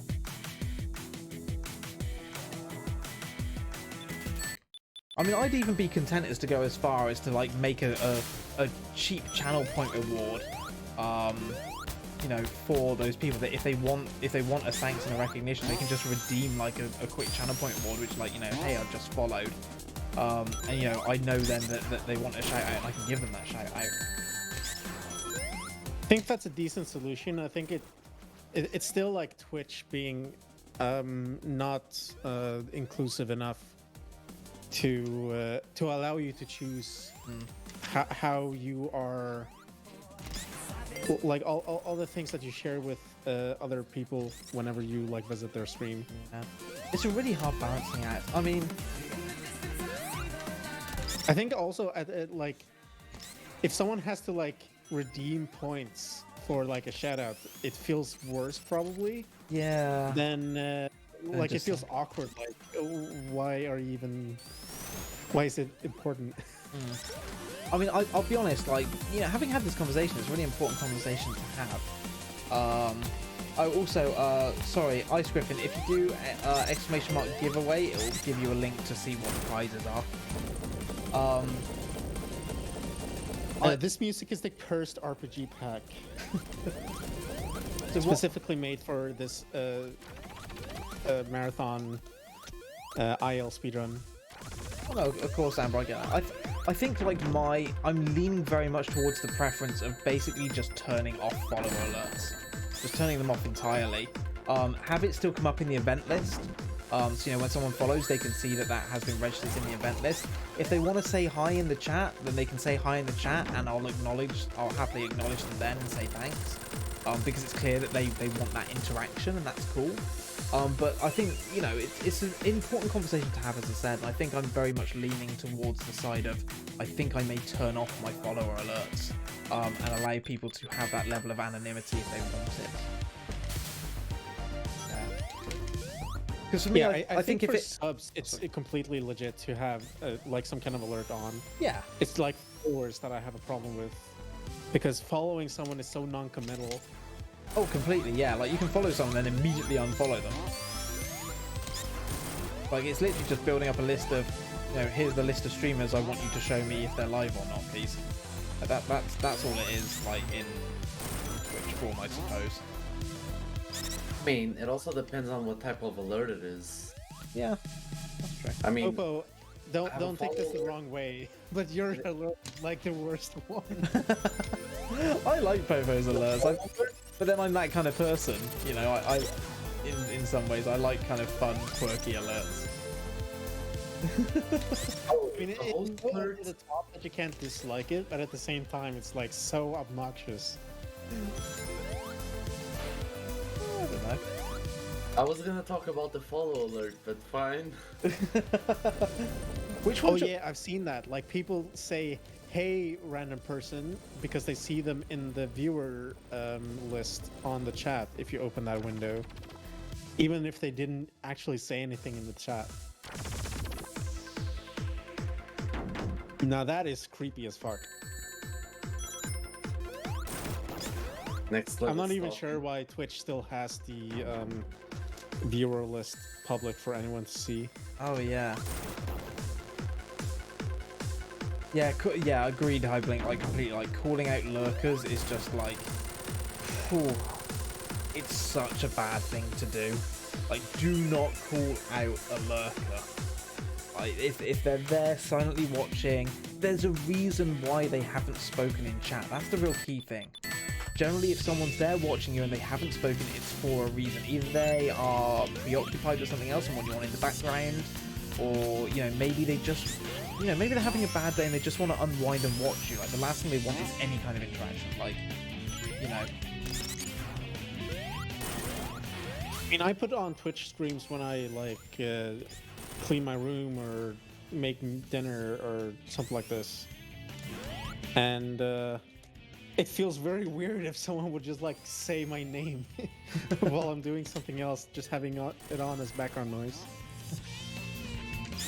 I mean, I think the one thing to say as well is that we are not in any way, you know, it's an important conversation for us all to have. And I don't think in any way, you know, anyone is pointing out like, you know, oh, I can't believe you did this. Like, that's not what this conversation's about. We have all made mistakes learning to stream because it's a learning process. I sure as hell know that I've made tons of mistakes while streaming, and you know, this stream and this channel will continue to evolve and change as you know, the community grows, and you know, I find different ways that I want to do things. You know, we've all made faux pas and done things like that. Like, it's not about that at all, but it's about having open, honest conversations about, you know, the etiquette, what's right, what's wrong, what works for people, and just, you know, discussing that. Huh? Hello? Okay. I didn't split for some reason. Yeah, like, I think that certainly the other thing to bear in mind as well is different cultures have a different take on, you know, levels of politeness and acknowledgement. Like, for me, you know, I guess being a Brit, like, the idea of not acknowledging someone for following me, like, honestly, there's a little bit of me, even now, where I'm thinking like, oh god, if I turn off my follower alert, I don't even thank them, like, oh god, will they hate me for that? Like how rude can I be? Like, I can't even be bothered to say thank you for them dropping me a follow, but it like, that's just my typical kind of, I suppose, British tendency eking out, where it's like, to me it almost feels like rude, but the weird thing is I know if I went in somewhere and followed someone and there's no acknowledgement of that, like, I wouldn't care, because I've made the choice to follow them. I want to follow them. I don't really, you know, I don't need an acknowledgement for that. I'm just happy that I found a decent streamer and I want to follow them because I want to come back and watch them again, maybe. See, that's where I have an advantage, because I come from the times where Twitch was named Justin TV. Yeah. And back then there was nothing. Like, literally nothing. If you had anything, it was because you made it yourself. And I'm not saying that's better in any way, but it's just like, having follower alerts is like, it's not new, but I know what it's like without them. Yeah. And I know that I prefer that.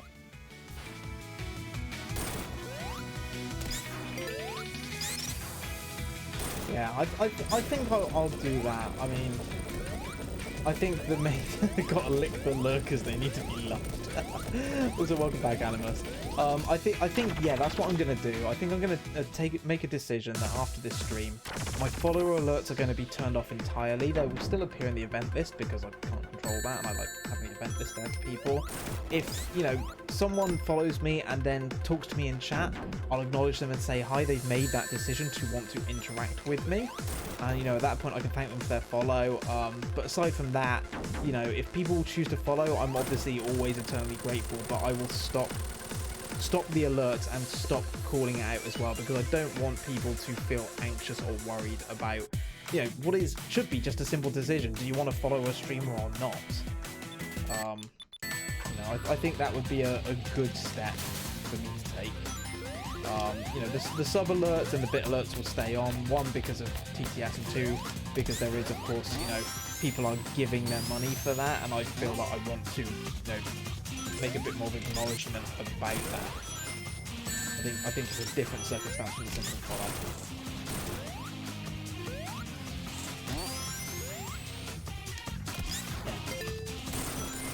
Definitely agree with that. And one other thing as well, for everyone kind of watching and the lovely discussion we've been having, like, don't think as well that, you know, this is some kind of norm that everyone has to do. Like, everyone's free to do their streams exactly how they want.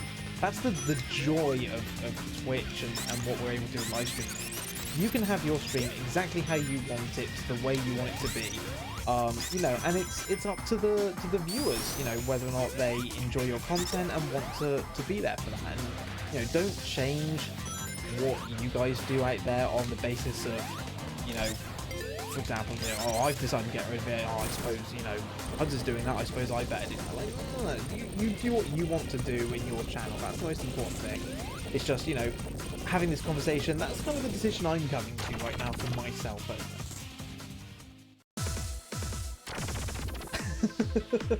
Yeah, I know, Amber. It's kind of worrying. I'm starting to wonder whether or not, like, what's coming out of my mouth makes sense half the time.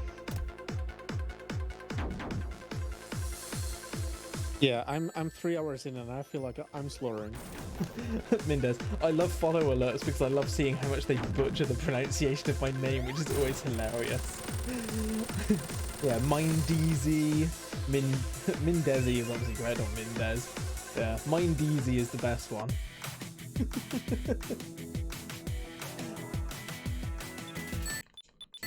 Someone once called me poo poo instead of popo. Of course. Amazing. It's so obvious, but it's so good that still.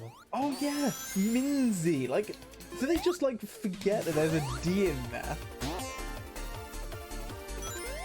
Isn't there a South Park character called Minzy? Oh, not that I can think of for South Park. Yeah, I think it's like one of the handicapped kids, and it's like Minji or something. Oh no, yeah, you might be right. Yeah, hangs around with the one that's almost like mafia boss style. Yeah, like, and they're always the one with Down syndrome. very annoyed with Timmy because he's like so popular. yeah, that's the one. Good memory.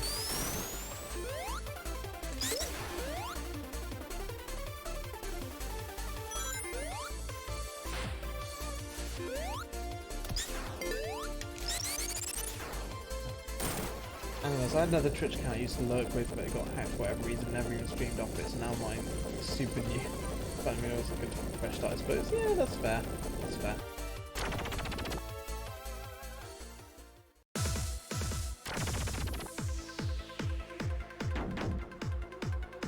But yeah, just to let you know, for everyone who's going to be joining for the next run, it will start on time at 4 AM. So if I finish early, great. It just means I get a bit of a break. Get to rest my Darkro voice. just said that shoutouts to when Darkspine Sonic thought my name was Dark Poo.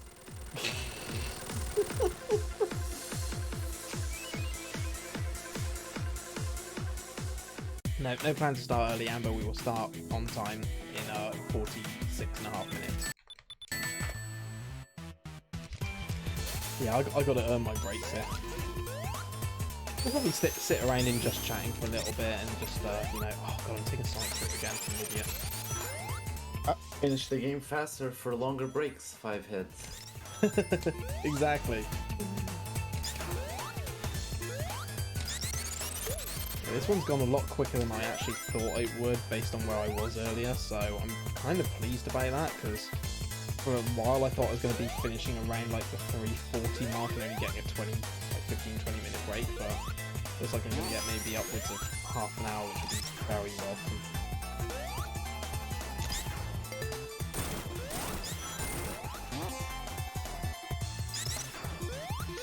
Although the night shift's going fast for me, like it's 3:15 already, like it's feeling like it's going really fast right now for me.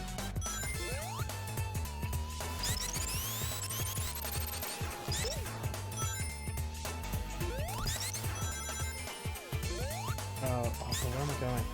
Oh no, I'm an idiot. Oh, my brain suddenly just stopped for a second and I had no idea what I was doing. That's been happening to me for the last 20 attempts. I've literally taken Sonic's route like almost the whole way and just not thinking about what I'm doing at all. I mean, it's funny actually because it's much easier for me to talk now than at the start of the run, even though I'm much more tired. But I guess it's just the autopilot. After 80 something runs, you just are more... You're better at autopiloting. Yeah, I mean, I think the problem there is I suddenly went from autopilot to conscious of what I was doing and thus started making mistakes and I was conscious of what I was doing. And Yeah, that's like being conscious that you're breathing. Yeah. I can't breathe if I'm conscious that I'm breathing. Mm-hmm. Thank you for reminding me that I breathe. Now all I can think about is the fact that I'm to manually breathe. God damn it. You're also blinking. Oh, for fuck's sake, Popo. You son of a bitch. Oh no. Why would you do this to me? I'm 15 hours in.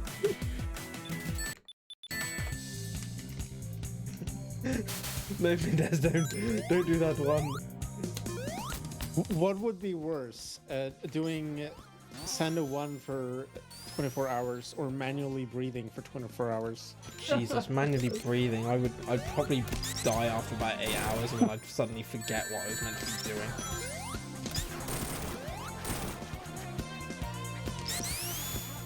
Fuck's sake, now I'm Definitely manually breathing.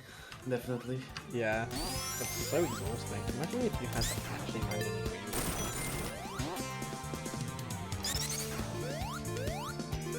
I know, Dark Pro.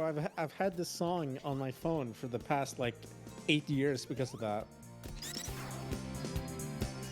Oh, I wore the best shirt despite the fact I didn't stream cam. What shirt have you got on? Me? Oh no, Amber. I mean, believe it or not, because this is a night shift, it's overnight, I am genuinely, after what we said from the Tails run, I am in my Sonic pajamas right now. Not even joking. That's cute though. Seriously. I wish I had a Sonic pajamas. Alright, quick poo break.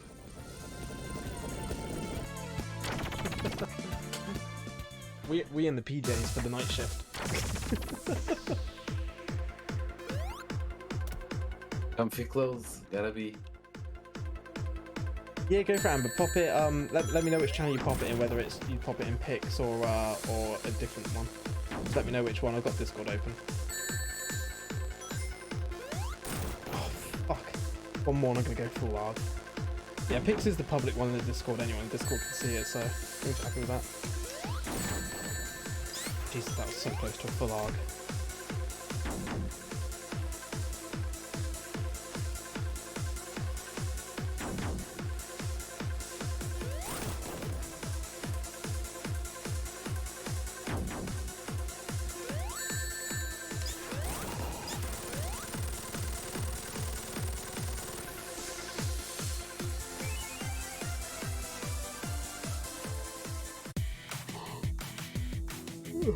Not the yawn. Not one yawn count. Alright, I'm back. Oh dear. Amber, I love it.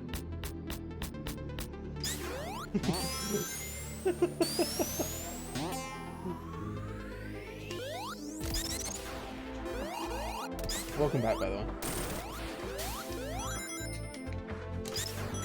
Thank you. Popo, you got to be nearly done now, haven't you? I'm on 97. Oh, you're only just ahead of me. I've caught up. I'm on 80. I'm midway through 96.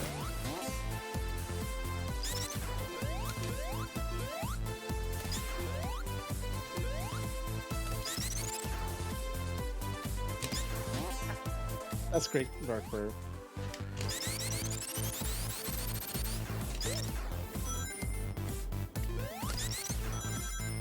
Trying to learn guitar and piano. It's pretty hard. So who's going to be the first person to do Sando 100 dance mat or Sando 100 guitar controller? Or even worse, Sando 100 2 players 1 controller. I could see Tish doing a Guitar Hero controller.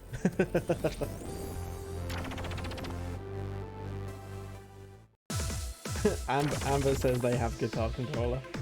Sando 100 blindfolded.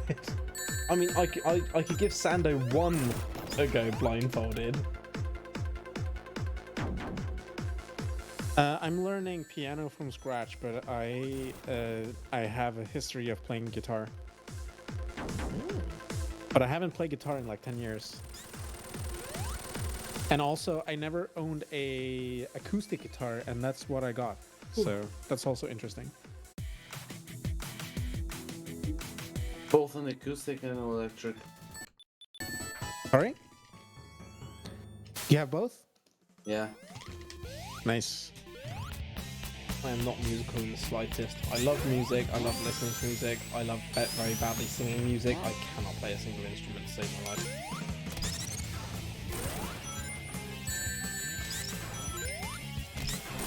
See, the thing is, I used to want to like play something like myself, and that for some songs, like if you do Sonic 3 Flying Battery, that's quite difficult.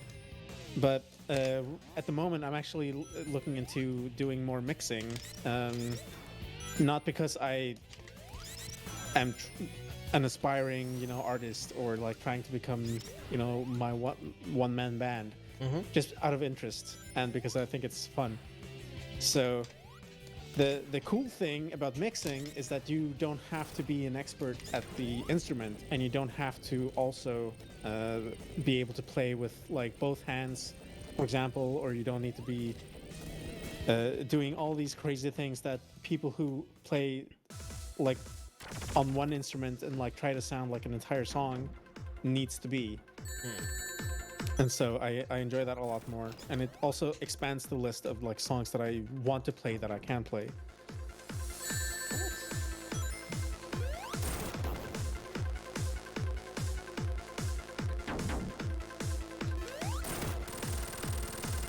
Sando 100 using tongue.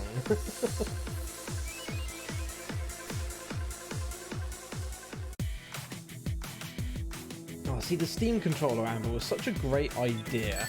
That was, in fairness, executed fairly well, but unfortunately just lacked, like, all support. Which is such a shame, because I thought it was a fantastic idea. I think the handicap controller from Microsoft is really amazing. Oh, that thing is just a work of art. It really is. Like because it's so like well designed and like actually thoughtful design. Yeah. But it's also the fact that they actually even consider that at all, because like there's so many companies, like some people even who are left-handed feel it's awkward to use controllers, but they grew up with them. Or there's no option, so they just learn to use right-handed controllers. Yeah. But it would be so easy for the manufacturers to supply left-handed controllers if they wanted to. Like even just something like that shows how much how little usually the companies care about inclusion like that. Sadly, it's often one last thing. It's funny, I was actually at Microsoft Future Decoded 2019 in London, so I always used to go to the big Microsoft conferences before the pandemic, and Microsoft's head of accessibility was there as part of the keynote, and she came on stage and doing things. It wasn't until after the keynote I found out that she is medically deaf. Microsoft's own head of accessibility literally has almost no hearing whatsoever. And honestly, like, what better position can you put yourself in as a company than making sure that the person responsible for ensuring accessibility has themselves, in this case, a hearing defect, like almost completely deaf. And hearing her story of how some of the devs have incorporated her needs into their products when she's pointed it out to them, like it was really inspiring to be like, people who don't have these I suppose, is ailments the right word? I think, like, it's hard to quantify just how much it means to a person when their needs have been taken into account. And that it's not just a case of them having been ignored once again. To make something that they can truly use in the way that they want to, it makes such a huge difference to them. Yeah, I think that's really true, but at the same time, I know that, for example, when I was at BlizzCon, they have actually a Women at Blizzard department. It's kind of like, it's not a real department in that sense, but it's like a internal group that they have to work on inclusion and what's it called? Like diversity and inclusion. Yeah, diversity and everything. So the people leading that, they are, you know, trans Alright. people and I mean women, cis women, trans women, and just like it's not like also LGBT is what I'm trying to say. Yeah.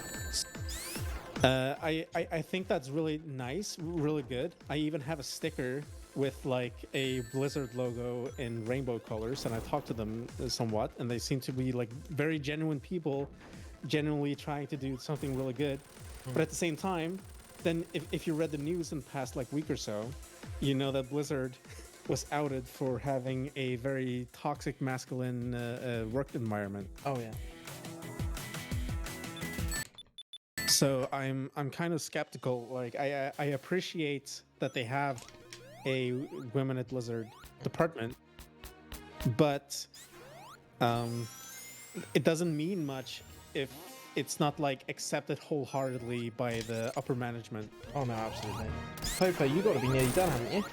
I finished already. You finished. Hey! GG's. GG, dude. What was your... What's the final time? Yeah.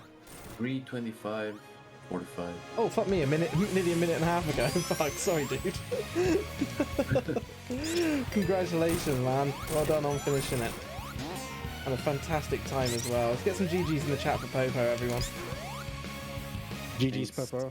Oh, and Amber, I've seen your message. I'll bring you into the channel in a second, and we can just test to see if it works for you and it comes up on screen.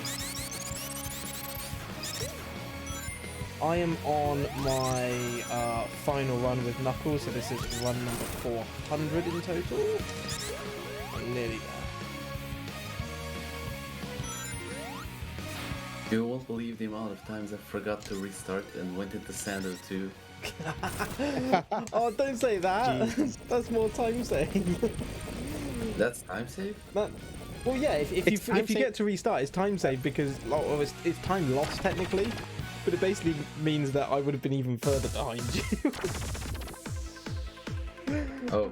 Oh, I love it. To be honest, Yeah, almost everyone's done it. I'm on run 90 now. But the only times I went into Sando 2 was when I went to the bathroom. Oh, that's fair. Right, this should be final hit on the boss. There we go. Sweet. Okay, looks like it's going to be under 3.5 hours, which I'm very happy with. Very happy. Only just behind Popo. There it is. Final time of 3 hours, 28 minutes and 39 seconds. GG. Oh, that's 400 down.